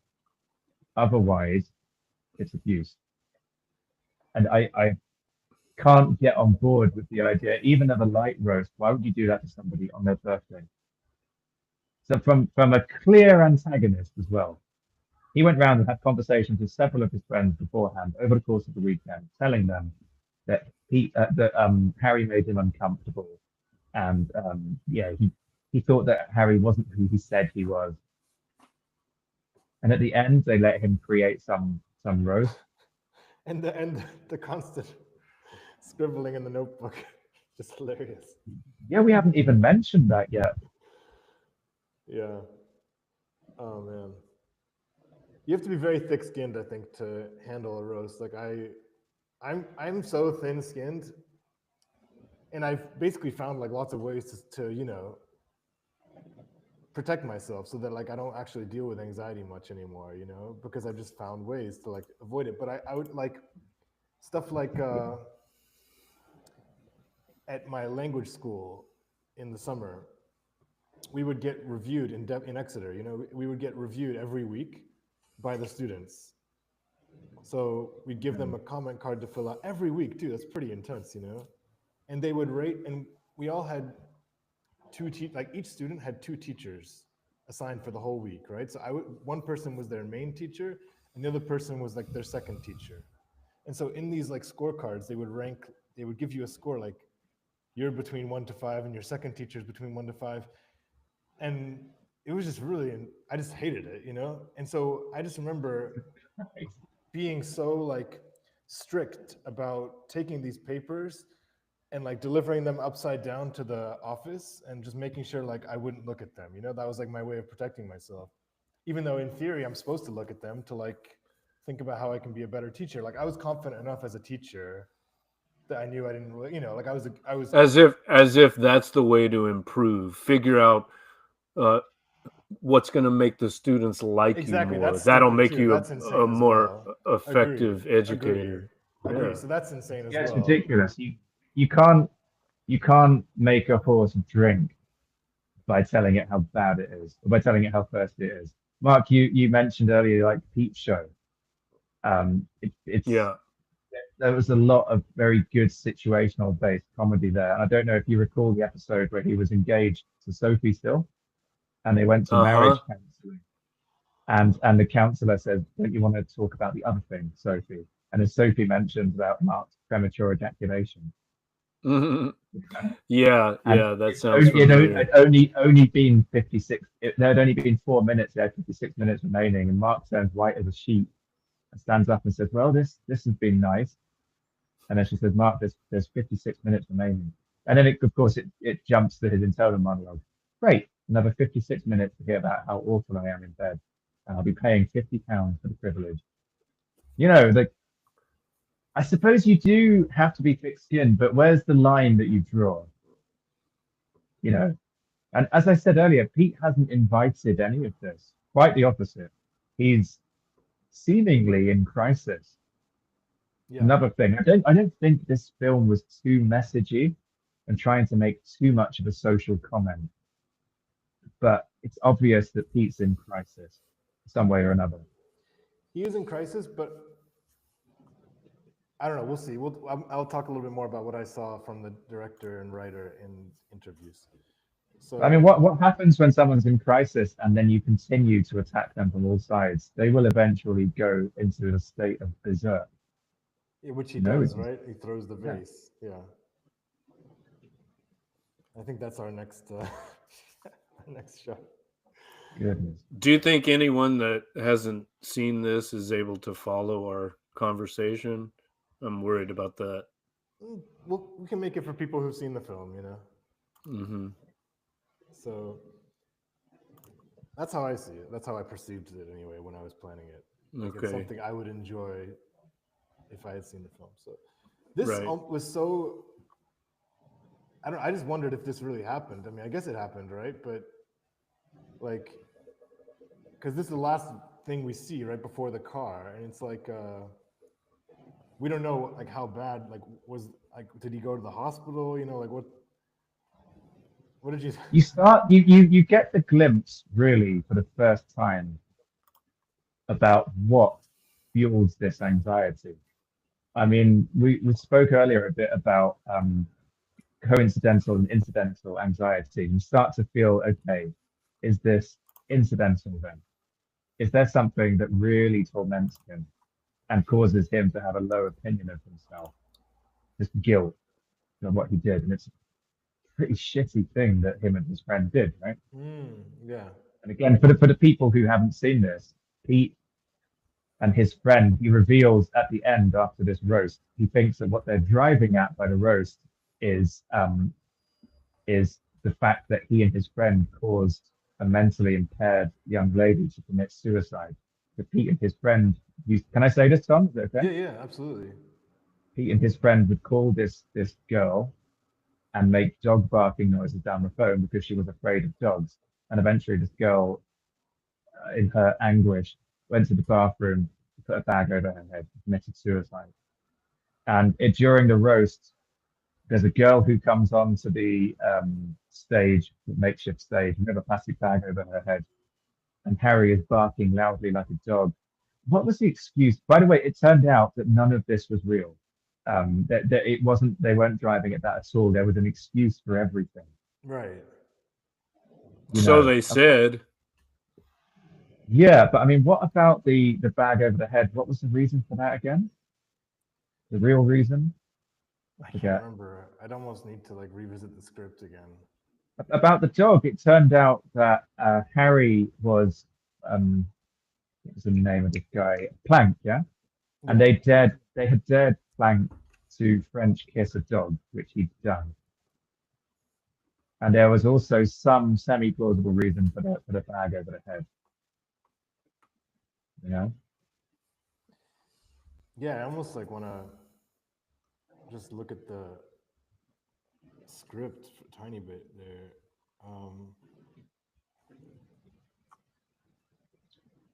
Nightmarish. Yeah. Okay. We need some script reading music. Sorry, I got lost. I started looking at some stuff. Okay, are we moving on? I'm not gonna try and So. Look at that face. Yeah, it took me a few times to really grab that shot from the film. But yeah, he's on the edge, isn't he? Right on the edge. And she's it's pretty fucked, right? I mean, come on. It's that Sonia's face is far more disturbing. Yeah. She can't be oblivious. Nobody's that focused on driving, right? She's on a B road in the countryside. Oh, and she's winding him up. Well aware. I mean, she does the whole joke here about like, right? She continues like because he's like, you wouldn't marry me, and she's like, no, I wouldn't, you know. So this is just her in the middle of another bit of banter. It's about something as serious as marriage. It's almost like, and again, we'll talk about it more later, but I would just say some people just exist for the majority of their social time in that performance space of banter. So that just becomes life. Life becomes, and if you don't want to exist in that completely different mental space, then it's like it's your fault. Because can I talk without wanting to offend anyone about the general behavior of genders and gender differences? I don't want to open a worm can here, but it tends to be more men who exist in that space in England. That's been my experience growing up, right? Sure. I'm one of 3 brothers. My dad was one of 3 brothers. My granddad is one of 3 brothers, and they all come from North London. And it was just a cauldron of piss taking. That was how we grew up. All the girls in our family did not do that. And no one ever wound them up either. Now, I don't know if that experience is unique to me, but I didn't meet that many women growing up also who bantered like that. So again, you kind of feel like you should be a little bit more able to be yourself, you know, around a woman, Yeah, around the woman absolutely. that you love, and Well, purportedly that's the loves you thing. as Yeah, well, enough to marry you, right? of But I mean, course. she already gave a hint of this because Claire's not like that, is she? Fig is, but Claire's not. I don't know if Pete is just holding her on a pedestal, but yeah, I mean, Sonia comes and then she starts bantering, and she winds up Harry, and she winds up what's his name, Archie, but Archie doesn't show it straight away. Right. So she's obviously able to banter. Right. And she's I wanted northern, to which is another stereotype, right? That northerners can can hang a yeah, little bit in that did you sense. guys get, by the way, I wanted to ask again, it was a cultural reference. Tom, you might know this, but why, like, did you get the joke that Archie was making before Claire wound him up? So The Jimmy Savile Archie, stuff, yeah. Do you guys know who Jimmy Savile was? 50-50. Yes, Yeah. yes, So he, absolutely. yeah, he comes up with that wig and the guitar and the little not guitar, sorry, cigar and the little sunglasses and the voice as well. It's unmistakably Jimmy Savile. And she uses this amazing comedic device. You know, she says that's completely unacceptable, and Yeah, then there's a horrible silence. That was clearly a Mancunian accent, where Jimmy Savile was from Leeds, right? Right. right. Yeah. Archie then, when he's in the throes of his anguish upstairs in the bed, he's probably said the funniest line. If I had found the film funnier, I would have laughed a lot more at this. He says, "I'm just a horrible toff." Yeah, exactly. Yeah, yeah. But yeah, I mean, so she's obviously capable of rolling with the punches and dishing them out. Hmm. And Mhm. I have found many like English women, especially, who can banter still, also quite well. And Irish.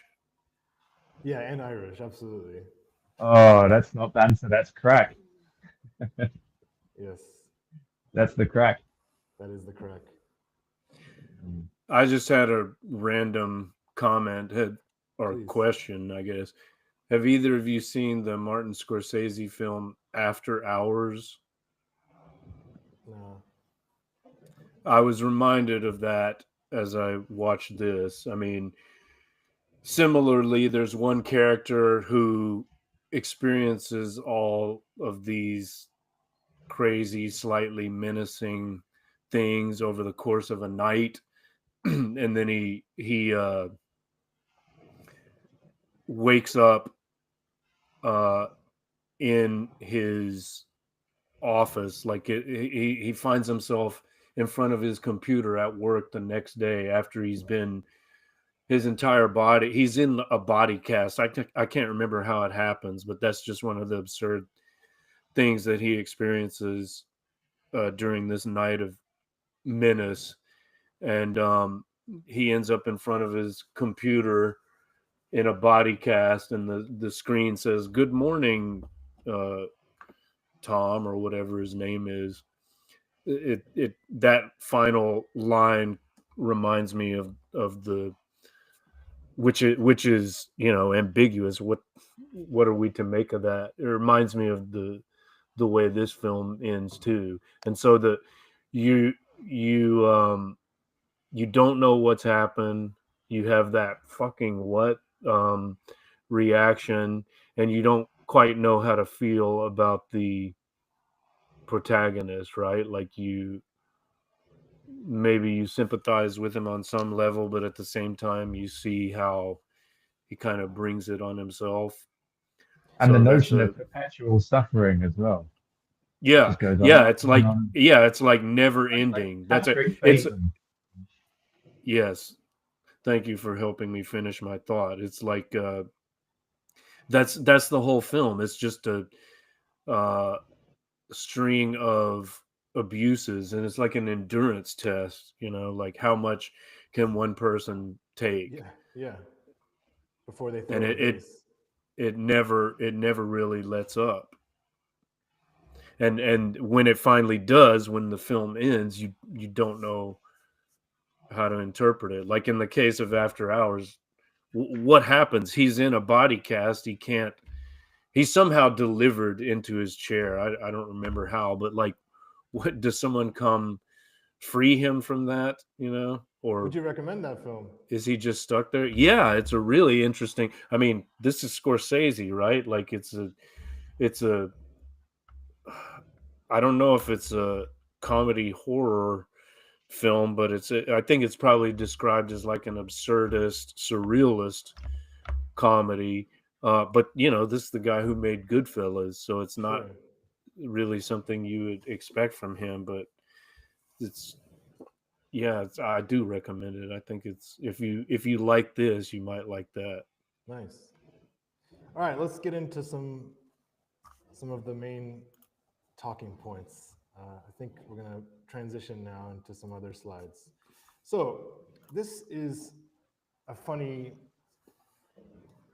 image of the classic "What's up" blue checks, and in an interview that I saw with this co-writing team, they're both named Tom, and we'll feature them on a subsequent slide.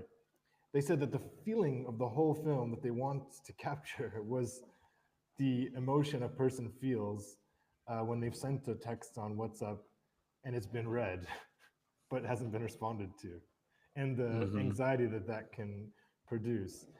And I thought that was funny. So just that they would be able to like pinpoint that particular emotion. And also, just speaking of that, like I changed my WhatsApp features so that I don't see that, right? So Yes, and and because that's others don't see whether you right, have read their right. messages. Yeah, I don't know. Do you also do that?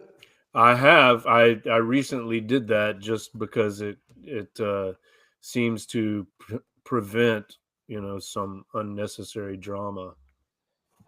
Although it could also, on the other hand, it could like cause some drama because someone might have the question, well, why did you do that? Yeah, but also, but for sure. But I can deflect that pretty easily and just be like, look, I mean, we're allowed to have some control, right? It's about control ultimately. Like this is such an invasive feature from WhatsApp, I would say, to like force you to engage, and pressure you to use the program really, because then you don't want to be seen as an asshole. Hmm. Tom, any thoughts on the Again, fact that these guys said yeah, I this? was just gonna say, I don't want to, I don't want to lord it over anyone. We're just many men, many minds, but I never thought about it before. Honestly, it doesn't matter at all to me. Like I just respond whenever I want. Maybe I'm the selfish one. Maybe I'm the asshole. No, that's healthy, man, and that's I wouldn't even say it's like healthy, or I would just say it's different, right? Because it's just more of like I would say I just have a more obsessive personality generally, so it's like I think if I saw that someone had read and ignored it, I'd probably feel relieved that there would be no more imminent communication in the future. And I Yeah. think it particularly affects like the dating age, because like so Okay. thank God, like Ah, I'm not in yeah, that. Like when you've texted a yeah. girl and you're not sure how she feels about you. Right. Okay. I see. I made a point of that back when I was dating, which is a long time ago now, and hopefully it will never be again. But yeah, I kept texting to an absolute minimum. Would Mm. just never respond, and only have a phone call. I Yeah, would see the texting as coming later. You know. Yeah. Hmm.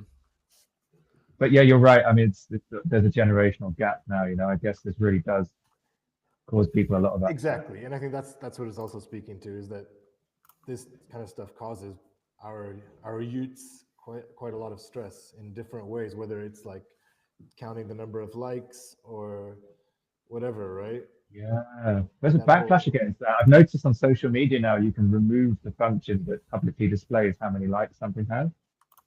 So now it just says so it just says people liked this, and it won't show the number or the exact yeah, people. yeah. Or Yeah, YouTube, for example, YouTube taking off the dislike feature, the right? So the thumbs the down. thumbs down count. yeah, That was like Yeah. but this is our world now, A lot of this is our world. Is these kind of digits and numbers and yeah. yes. I've measured out my life in coffee spoons. Hey, there's the man who requested Proof Rock. I think, Oh yeah. you know, Mark, that Tom has requested at least, I think, like 3 of our episodes. I don't know if you knew that, but just Proof Rock and what else? the dark British film about what was the name of that film? I have the worst memory. I've forgotten now. This Is England. Aiden No. recommended This Is England, and then very shortly afterwards we did another film about the dude. It was like a dude with guns. Same director. Maybe. The Revenge film. Tom, you should know this, man, because Yeah, but what was the plot? And I'll tell you the name. It was like Well, there was an elder brother who had spastic Dead Man's Shoes. Yes, Dead Man's Shoes. There you go. Yeah. So that was a Tom. Was that your recommendation? Yeah. Yeah, that was a great one. And what was the other? What's the third? Or is there a third? I don't know. Maybe there may not be. The one that really piqued my interest was Proof Rock. Yeah. But I mean, I listened to practically all of your pods, and the ones that have entertained me the most as a listener have actually been the topical discussions, because you guys pontificate very well, especially when you're bouncing off each other. The one that surprised me, I didn't think I would like at all, and was probably my favorite, was just talking about mobile phones and the influence in society. That was really, really interesting. Yeah. But you contributed to the Faulty Towers episode too, right? That was your request. Yeah.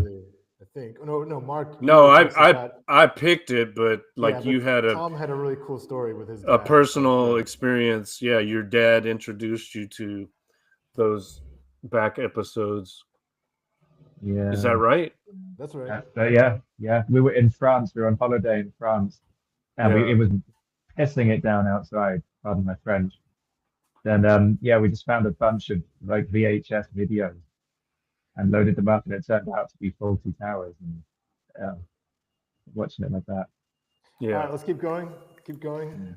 Okay. All right. Class guilt. Tom, why don't you take this one? I hope you're not tired yet, and talk for as little or as much as you want about the role of class in this film. As the Brit, class is. I'm gonna do one of these annoying things where like I pass a question over to you and then I end up talking a little bit. That's what actually one of my favorite podcasts. That guy's always doing this thing, and it really annoys me. So I'm gonna do it. So yeah, I want to say before you take the question that I always am like emphasizing to like my wife or to other people like how major an issue class is in British society compared to the States. People kind of like are quick to like define their class. They kind of know where they stand. The speech is such a revealing factor in your but class. there's less pride as you move up. You know, like first of all, there is still a distinct lower class, but they wouldn't call themselves lower class, right? But it's obvious to see. But there's a lower class, a working class, a middle class, an upper middle class, just upper class, and then I suppose I wouldn't even know what to call it. What are they called? The aristocrats. Right? I nearly said aristocrats then. Thank you. Well, yeah, these guys are comprised mostly of upper middle to upper class people. Obviously, there's a guy who's the lord of the manor, right? The typical wet flannel, you know, the weak chinned. That's like the stereotype, right?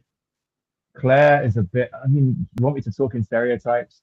I don't believe in this or endorse this, but Claire is pretty in a kind of horsey way, which again, either no chin or long chin with big teeth would be how we view the upper classes, right? Yeah. And she has that kind of ethereal, long-necked, far-away beauty thing going on. Yeah, does class exist? When in Tiverton, I went to Tiverton High School, local comprehensive school, and there's a mix of working class and middle class kids. I don't speak with a Devonshire accent. I speak with a general Southern accent. Right. People would put me in the middle class bracket. There was a very, very prestigious public school on the edge of my town called Blundell School. I know people that work there. Yeah. Several. It's actually a high-profile criminal case which was concluded last year, and my aunt was the judge on that Wow, case. I actually Yeah. applied to work there anyway. Wow. I think that would be a good job for people like us if we wanted to, like, because you could teach TEFL there as well, you know, because they have a lot of. You could. They got very high intake from China and Singapore. Exactly. I think. So I was like, how can I get a job? And anyway, that's enough of that. Go But on. anyway, I mean, those guys are the kind of raw guys in the town, right? So yeah, there is some bitterness. There's something about the north-south divide as well. I know you've spoken about that a lot to varying degrees on various podcasts, and I don't want to get like too much into that. But yeah, because he's come back and he's started saying, did he say class or bus instead of class or bus? Something like that, and they were mocking him a little bit over that. You know, yeah, it's strange, isn't it? I forget now because I'm a bit when it comes to phonics, I'm a little bit out of kilter with the exact terminology. But for example, in Devon, you could say class, or you could say class. And what's that? You can't have open and closed vowels, can you? You can have open and closed consonants. I'm not sure what it is when you go up. What I heard was there was the great vowel shift in medieval times, which pretty much stopped around the Midlands of England and around that latitude of Europe. So the way that Northerners pronounce things is still much more similar to English pronunciation as it was in those medieval times than it was otherwise, right? But yeah, class in Devon, yeah, I would say it's an issue for some people, but it's not like an overwhelming thing, you know. People live okay, but they're a bit deprived. Like in Civvy High School, for example, we were sharing textbooks. There was definitely not enough equipment to go around. Yeah. Mark, you with us? Yeah, I'm here. You just turned your camera off for a sec, yeah? Hi. You can keep going. I was just saying, I feel my energy is starting to wane a tiny bit. Yeah. So let's keep going because there are some stuff that I really think we can still have a quick chat about. I don't know about this, just we already talked about it. Unless anybody wants to say something about this, it's pretty funny, that's all. It is funny how, and that's the thing, yeah. On the second viewing, again, as I said, this just did seem more ridiculous. Cringy. So, yeah, I put this slide in just because, again, I think how we end up judging both Pete and his friends like comes down somewhat to our own personalities, but also to our culture. So maybe that's kind of too obvious anyway. So unless anybody wants to speak about that, let's just keep going. We've discussed the idea of unreliable narrators, so we can also keep going. All right, explain this. I don't know. I was just thinking how we're quick to use this like both and comment a lot. So, for example, let's explain. Let's explain. My one of my catchphrases is, "It's not either or, it's both and." And in this slide, Tomek has put an X over both and he has replaced it with neither nor. Okay, so what's up with this? Yeah, this is just like, first of all, I think we're just using the whole both and to such a degree, and I'm also starting to hear it more in like the podcast stratosphere. So I kind of want like what initially sounded like a cool phrase to me, and like I was enjoying it. Now I'm like ready. I want us to like evolve. So, but also I was thinking like how, you know, we're often quick to refer to this whole like I contain multitudes, both and, and I love it, and it's like I think it's a very useful lens to look at stuff. But what about neither nor? Like, what role can that play? So, can you skip to the next slide, and then we can come back to this? Because I think the next slide is going to be about, yeah, okay. So this is obviously like the central question in the film, the line between joke and cruelty, between banter and bullying. So we can either say it's both and, or we could say, I don't know, I'm just wondering if in those same questions that we say they're both and, couldn't we just like also reject both possibilities and say like the fact that it is both kind of excludes it being both, if that makes sense, right? Like you can't be both sometimes. So actually it's null. I don't know. But I things have to flesh change. it out a bit more. People change, you know, like people go away and they don't see people for years. And when you come back to a friend group, there's an element of testing the water first. It's called being a considerate human being. You know, they come charging in with this crazy banter. Like, remember, he was complicit in the wild card tradition that they used to have. And he actually says at one point, I thought that was cruel. Yeah. You know, they can't just come charging back in like that unless they were an amazingly inconsiderate bunch of friends. They can't just leave their friend hanging in a cold house for 5 hours while they're off drinking down the pub unless they're a bunch of extremely inconsiderate friends. For me, if you're choosing either banter or bullying, it's bullying throughout, 100%. Yeah. You know, maybe I'm just looking at it in too much of a realistic way. We interrupt this podcast for some shameless self-promotion. My book, Earnest Games, considers this very question, the line between joke and cruelty, the question of whether something is in earnest or is a game. I think it applies to this film too, if we're considering this question. Are the so-called friends of Pete Skippy, aka Skippy, are they in earnest or are they playing a game with him? You know, I was watching a pod recently about this topic, and the guy was hypothesizing that banter has a kind of crucial role in survival drills in groups of not just men, but any people who work in jobs that can become dangerous or high stress environments. That when a new person enters a tight knit group, people will throw pointed barbs at them to see how they react.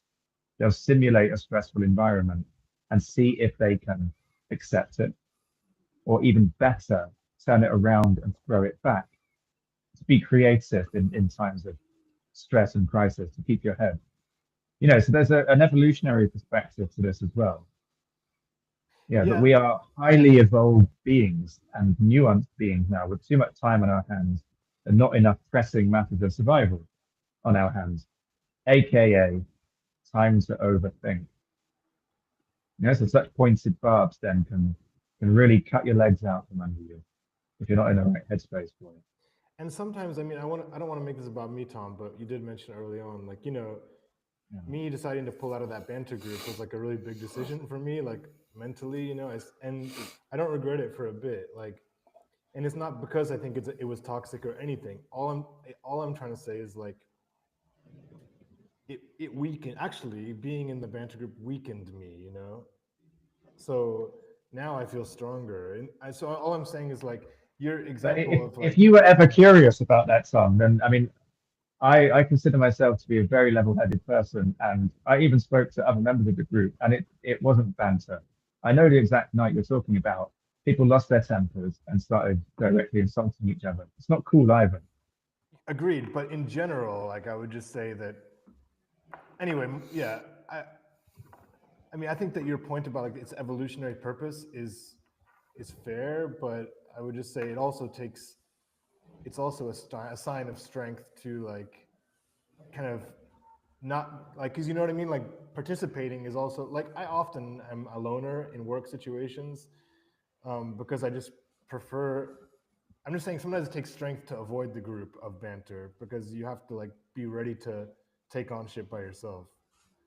And Look, you, there's some rules to this. Like I worked for 4 years. I worked in a very, very, very traditional pub in Tiverton, a back street boozer, a proper a terrace house with a little sign outside.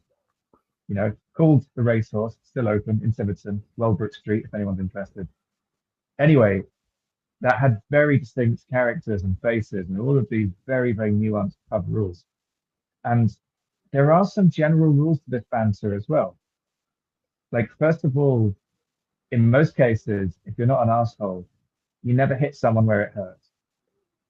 If there's something obvious about somebody, you don't hit them where it hurts. Secondly, if they're not having it, you leave them alone. You can pick up on that more or less straight away. I think a great example of a piece of pub banter. This is one that always sticks in my mind when I think about banter, right? There's a guy called Brian. He was leaving the pub and he picks up his coat and got it stuck on a low bar stool. No, so not a bar stool, just a low stool which was surrounding the table. And he finally got it free. And then the other side of his coat got stuck. And as he walked away, he pulled the stool over. And somebody shouted from the crowd, "Don't forget your stool, Brian." And everyone started laughing, right? And it was really, really, really funny. And that's the thing about banter, right? So you don't hit someone where it hurts, but it's something novel or new. For example, if a guy came out wearing, I don't know, like Bill Burr did a great bit of comedy about this recently. Have you seen this thing about like even a guy who makes a smart decision, like he takes an umbrella out when it's raining, and his friends shout to him, "Hey, look at this guy, he's got a fucking umbrella." Yeah, would you pull that out of your ass or something? right. So it's anything novel or non-traditional or anything that paints you in a more sensitive light, but nothing nasty. And there's a caveat to this as well. If you have the ability to beat up the surrounding people around you, i.e., you're at the top of the dominance hierarchy, then you may transcend the rules of banter and hit people precisely where it hurts.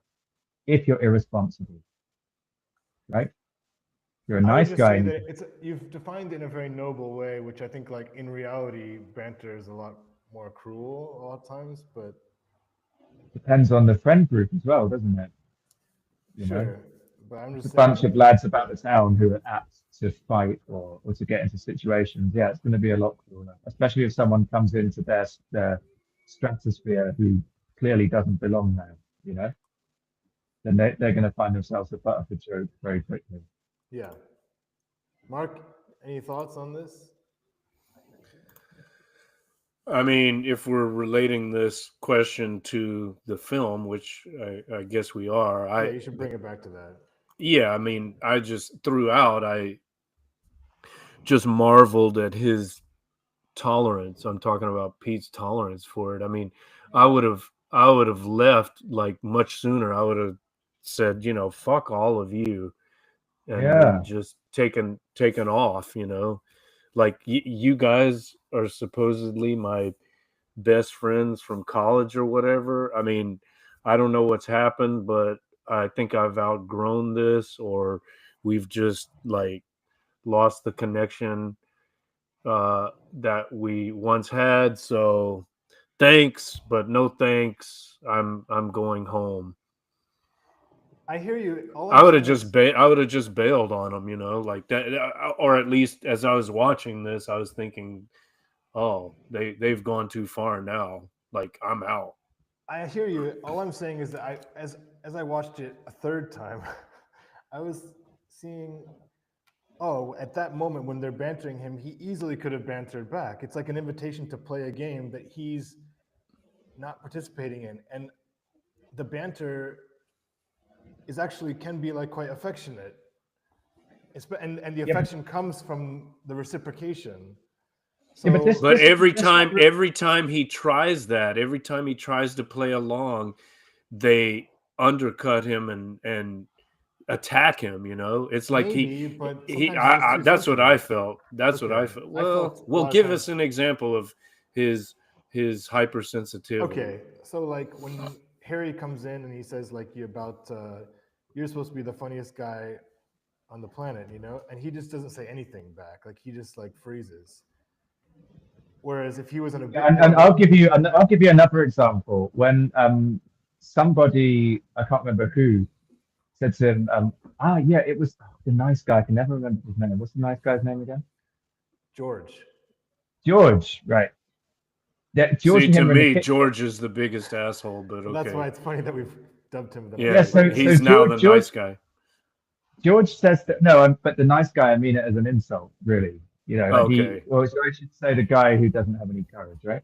So George says to him, "Oh, you making up for those years when you're a reprobate, were you?" In regards to him joining a refugee camp. Now, if Pete was bantering according to the rules of banter, which, by the way, means not being true to yourself, he would have rolled with it.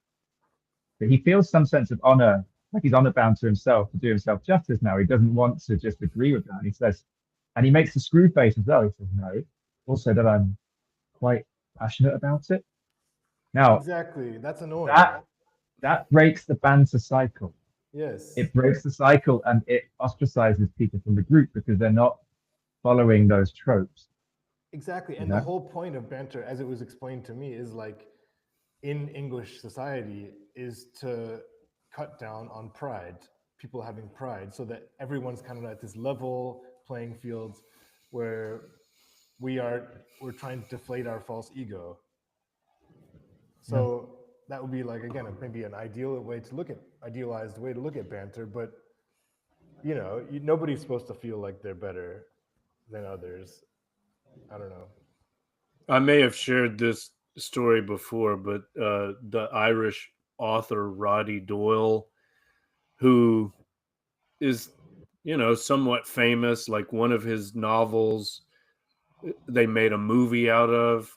I want to say it's called The Replacements. It's about like these Irish kids that form a soul or R&B band, and they kind of hit the big time in Ireland, and there was a movie about it, right? So he's kind of well known around Dublin, and so he was at some event giving a lecture or a reading or something, and he said some young Irish kid approached him and said, "Oh, hey, you're Roddy Doyle, right?" And he's like, "Oh, yeah, I am." He's like, "Who fucking cares?" And then he ran away, you know. So that's like you know, a similar exactly dynamic. And I think right, if anyone gets too big for his britches, he's gonna and that's have when the they become piss taken out obnoxious. of Like him. I don't know, like Joe Rogan, not to be a hater, but like I feel like he's reaching this level now where I just feel like he's kind of not able to take the banter as well, or he's just getting. I just feel like he's become more proud, and it's like off-putting, you know. Like I don't know. I'm very suspicious of fame, you know, and like, are you able to get famous and rich and still maintain your like everyman quality? Anyway, shall we move on? Yeah, I mean, I can't be here for too much longer now because I've left Evelina for 100%, bro. 100%. I think it's okay. 3 hours. This is yeah, and I didn't expect to go this long either. So, really quick, this is this is a distillation of the types of comments I read on Reddit about the film, and I'll just maybe pick a couple quotes to read out. So, first one, I think this is a very like American response to me, especially because I think the whole idea of gaslighting stemmed from America. But it says, I kind of got the sense that the whole movie was about being gaslighted. At least that's how I felt the whole. Like those people who make jokes, but they're always mean, and then they tell you, "Oh, you can't take a joke. You're so sensitive," as opposed to acknowledging that they did something wrong. Narcissism, isn't it?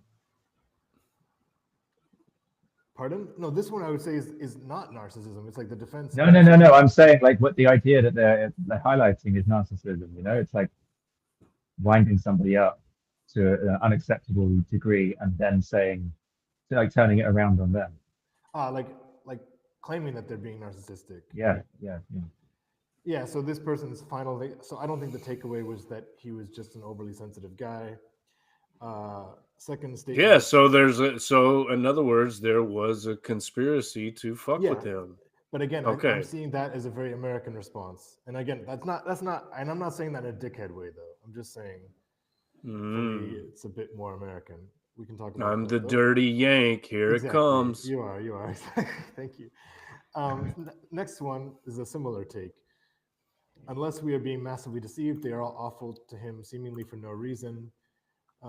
In fact, he ends up being the random, and this is what I stole from earlier. I told you guys that they bring into the group just like in college, and he gets the brunt of all their uppity treatment. The wild card. Yeah, and they refer to the fact the breakfast thing is like a perfect example. That is pretty good example, right? He like on his birthday, he doesn't get served any breakfast, and he just gets left like a couple sausages. Like if you're really caring about him, you would have given him a better breakfast. Okay, and here's the other take. This person, I think, is an American. He's saying, I watched it with 2 English ex-students, and here's what they thought. Pete is an asshole. His friends hate him. He's blown them off and acts as if he's superior. He's actually a bad person, as he reveals in his refugee comments, when I finally got the refugee child to understand. His classist treatment of Harry, his presumptuous treatment of Claire, his utter impatience and petulance for the get-go, and finally his reveal about what he did as a 15-year-old. Sonia hates him as well. She's tired of him acting like a hero for having a fiancé from Yorkshire. So could this be a both and moment? It could be. It could be, yeah. Or is it a neither nor? I think that's to circle back to that. It's like a distinction without a difference. Doesn't that sound smart, that phrase? Like what benefit do we get from saying, oh, it's neither nor as opposed to both and? Isn't that basically the same thing as opposed to either or? But I'm just thinking maybe neither nor is saying, well, actually, he's not a sensitive asshole. I mean, he's not a sensitive narcissist, and they are not just bantering. Isn't that the most logical conclusion, really? Like, in some way? Are we telling our opinions about the film now? Yeah, okay. I think let's just get yeah. into that. Yeah, we're 3 hours in, so. No, I mean, it just seems don't like exaggerate. It's only 2.5. Okay, my bad. It's just because we had 40 minutes of technical difficulties, so it seems like it. Yeah, which we live streamed to the world. Perfect. Go on, Tom. Sorry.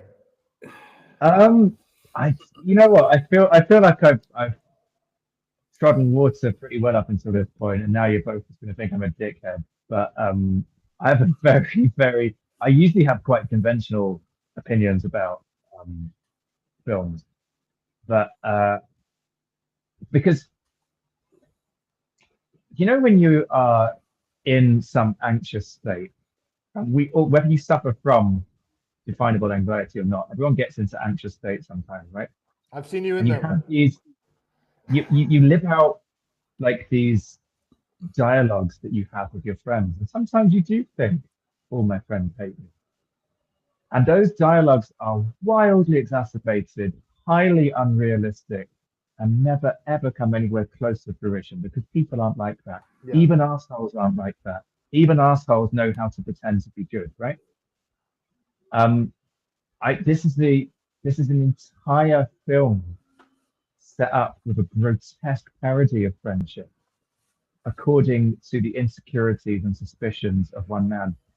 And in my view, what he does is he drives up to a random Airbnb. He sits there, wrapped up in blankets, drinking for a couple of days. None of that stuff ever happens. Nothing. None of his friends come and meet him. None of them speak to him. He hasn't spoken to them in years. He had signal. If he went outside, he would have called them. He would have said something to Harry about obviously pointedly looking at him and writing in his notebook. Nobody would ever walk in naked. The man in the bath. Nobody could orchestrate such a huge coincidence with the walk and the act chase. Nobody would ever react like that to being unable to shoot a bird at the hunt. None of it happened. It's all exploration, the grotesque parody. And I think he has this psychotic moment, and Sonia comes up and picks him up from the Airbnb, from the dark room where he's just been drinking all weekend. And on the way back, maybe she's a bit disappointed in him. I had that suspicion. I'm not going to commit to that interpretation completely, but I did have that thought. Like this whole thing is a medically or pharmacologically induced hallucination. I did have that thought, that suspicion, but I'm not 100% committed to that. He's in a mental crisis, and Yeah. Nothing is that unrealistic unless surreal things happen. And so this also relates back to the unreliable narrator notion that we considered, but maybe the unreliable narrator, maybe it's not Pete, but the filmmaker, right? That's the unreliable narrator. So like the whole thing is not to be trusted. So whatever we think about it is, we could easily contradict it and easily undermine that interpretation by pointing to something else. Well, what about this? Well, what about when they said that? Or what about this particular action or scenario or whatever? So again, to me, that's one of the strengths of the film. That's what I like about it. The fact that ultimately there's no one clear interpretation. Everything is ambiguous. I think that makes it more powerful. But again, that's the both and quality, or if you like, the neither nor quality, right? It's all of that or none of that, which is really like the same thing. By the way, I do think, I consider that everything that happened up until he sits on that sofa, I'm a bit unsure about the car scene at the beginning, but I do believe the interaction with Norman was real. I believe Norman was a real character. I just think that when he enters that house represents some kind of prison that he's in his mind, you know? And some of those characters are probably real, parts of his past, and some of them were probably parts of himself that he fears he is. You know? Maybe I don't like because they call Harry a tit, don't they? So he's a bit of a tit. And they also said that he's a funny man. You think perhaps he worries that he's a bit of a tit when he's messing around like that and being funny? Do you think maybe that he abuses drugs a little bit? Maybe a bit too much? Maybe that's Archie, right? And the coke, and even when they realize that he's not getting coke left, he goes, "Don't worry, we've got plenty of ket back at home." That kept him, right? That, by the way, is a cultural thing about Devon, because ket is huge in Devon. It's a horse tranquilizer, and people steal it from like veterinarian clinics and stuff like that. So I think it's what about compelling. Hold on, I want to go. Sorry, yeah. I just want to get it.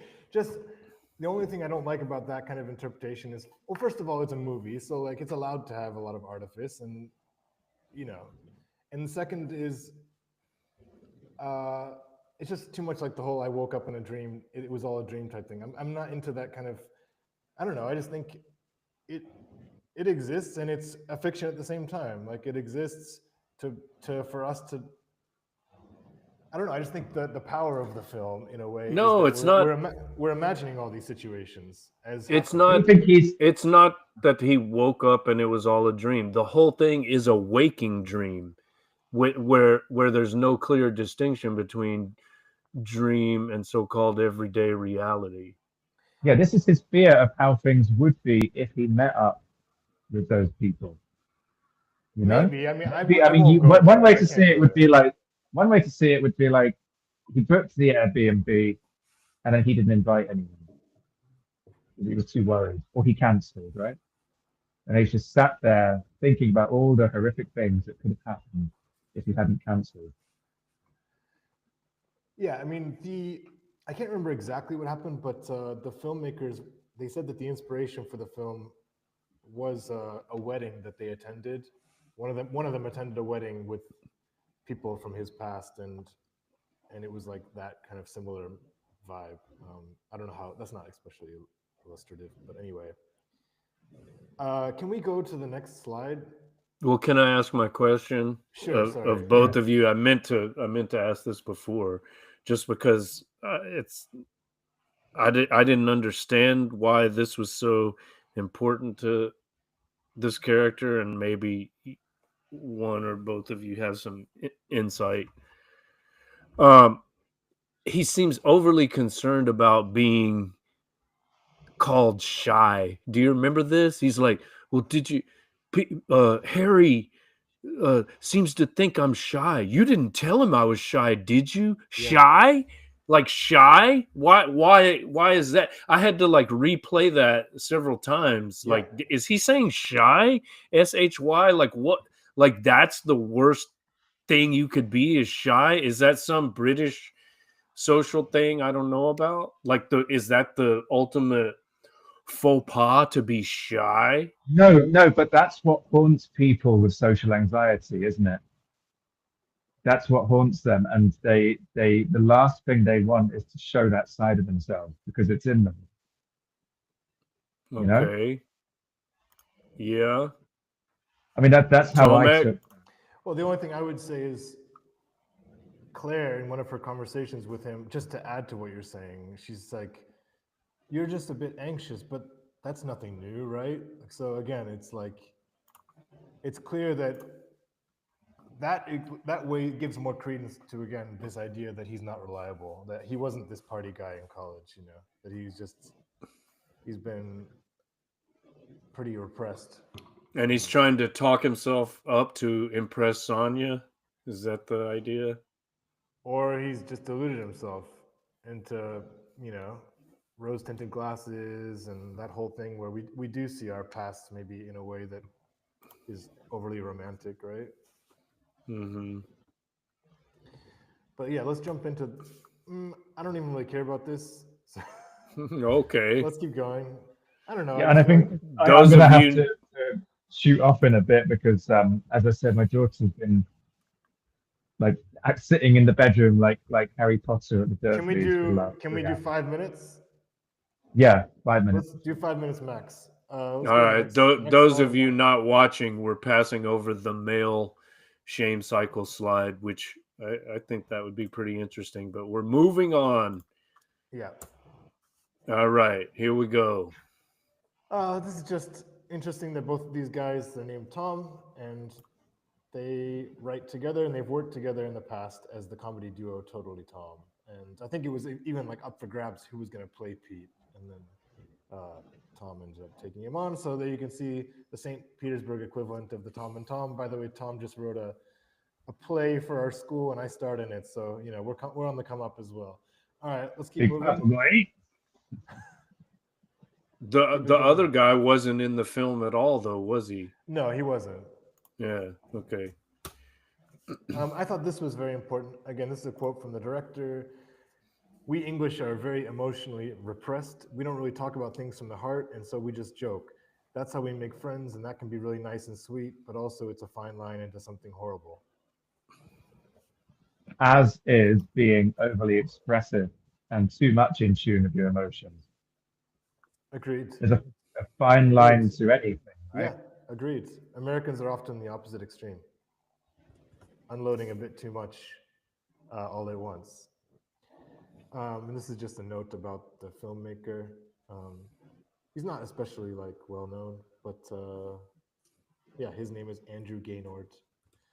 So I think we've done quite a bit of talking. Thank you guys a lot. I really enjoyed it, and I'm glad you guys thought. Are we just going to act like that surname didn't exist? What kind of a surname? You can edit this out, right? Could you say his surname again? Gaynord. Right. I just wanted to check. I heard that right. Sure. Okay. Mark, Yeah. do you want to lead the thank you? Well, I mean, you mentioned it before, but this is the final episode of season 3 of this podcast venture known as Texting. We've done 20 episodes every year for 3 years, plus a few special emergency editions. So we've probably done 65 to 70 of these altogether. Is that fair to say? So, thanks to everyone who has given a shit and, listened and commented and been one of our guests or otherwise contributed. Tomek and I will discuss what is to come in 2025, the year of the snake. And we're open to any suggestions or feedback you might have. Do you guys ever analyze any mainstream films? We can do. Well, the Linklater film is pretty mainstream, right? The Waking Life. No way, bro. Nobody knows No? that movie. No. Linklater No. has mainstream movies, but Waking Life isn't one. Okay, well, let's do School of Rock. Let's do Strays. Have you seen that yet? No. That's hilarious. Anyway, I want to say thank you for having me on today. It's like just a great honor after watching all of this stuff, just to be doing this with you guys. The time has honestly flown by. Tom, we hope you'll be back with a better mic as well. Yeah, join us again anytime. Your beautiful voice. Well, have you guys not been able to hear me very well? I can hear you, but just the quality could be better. It's a bit muffled, but yeah.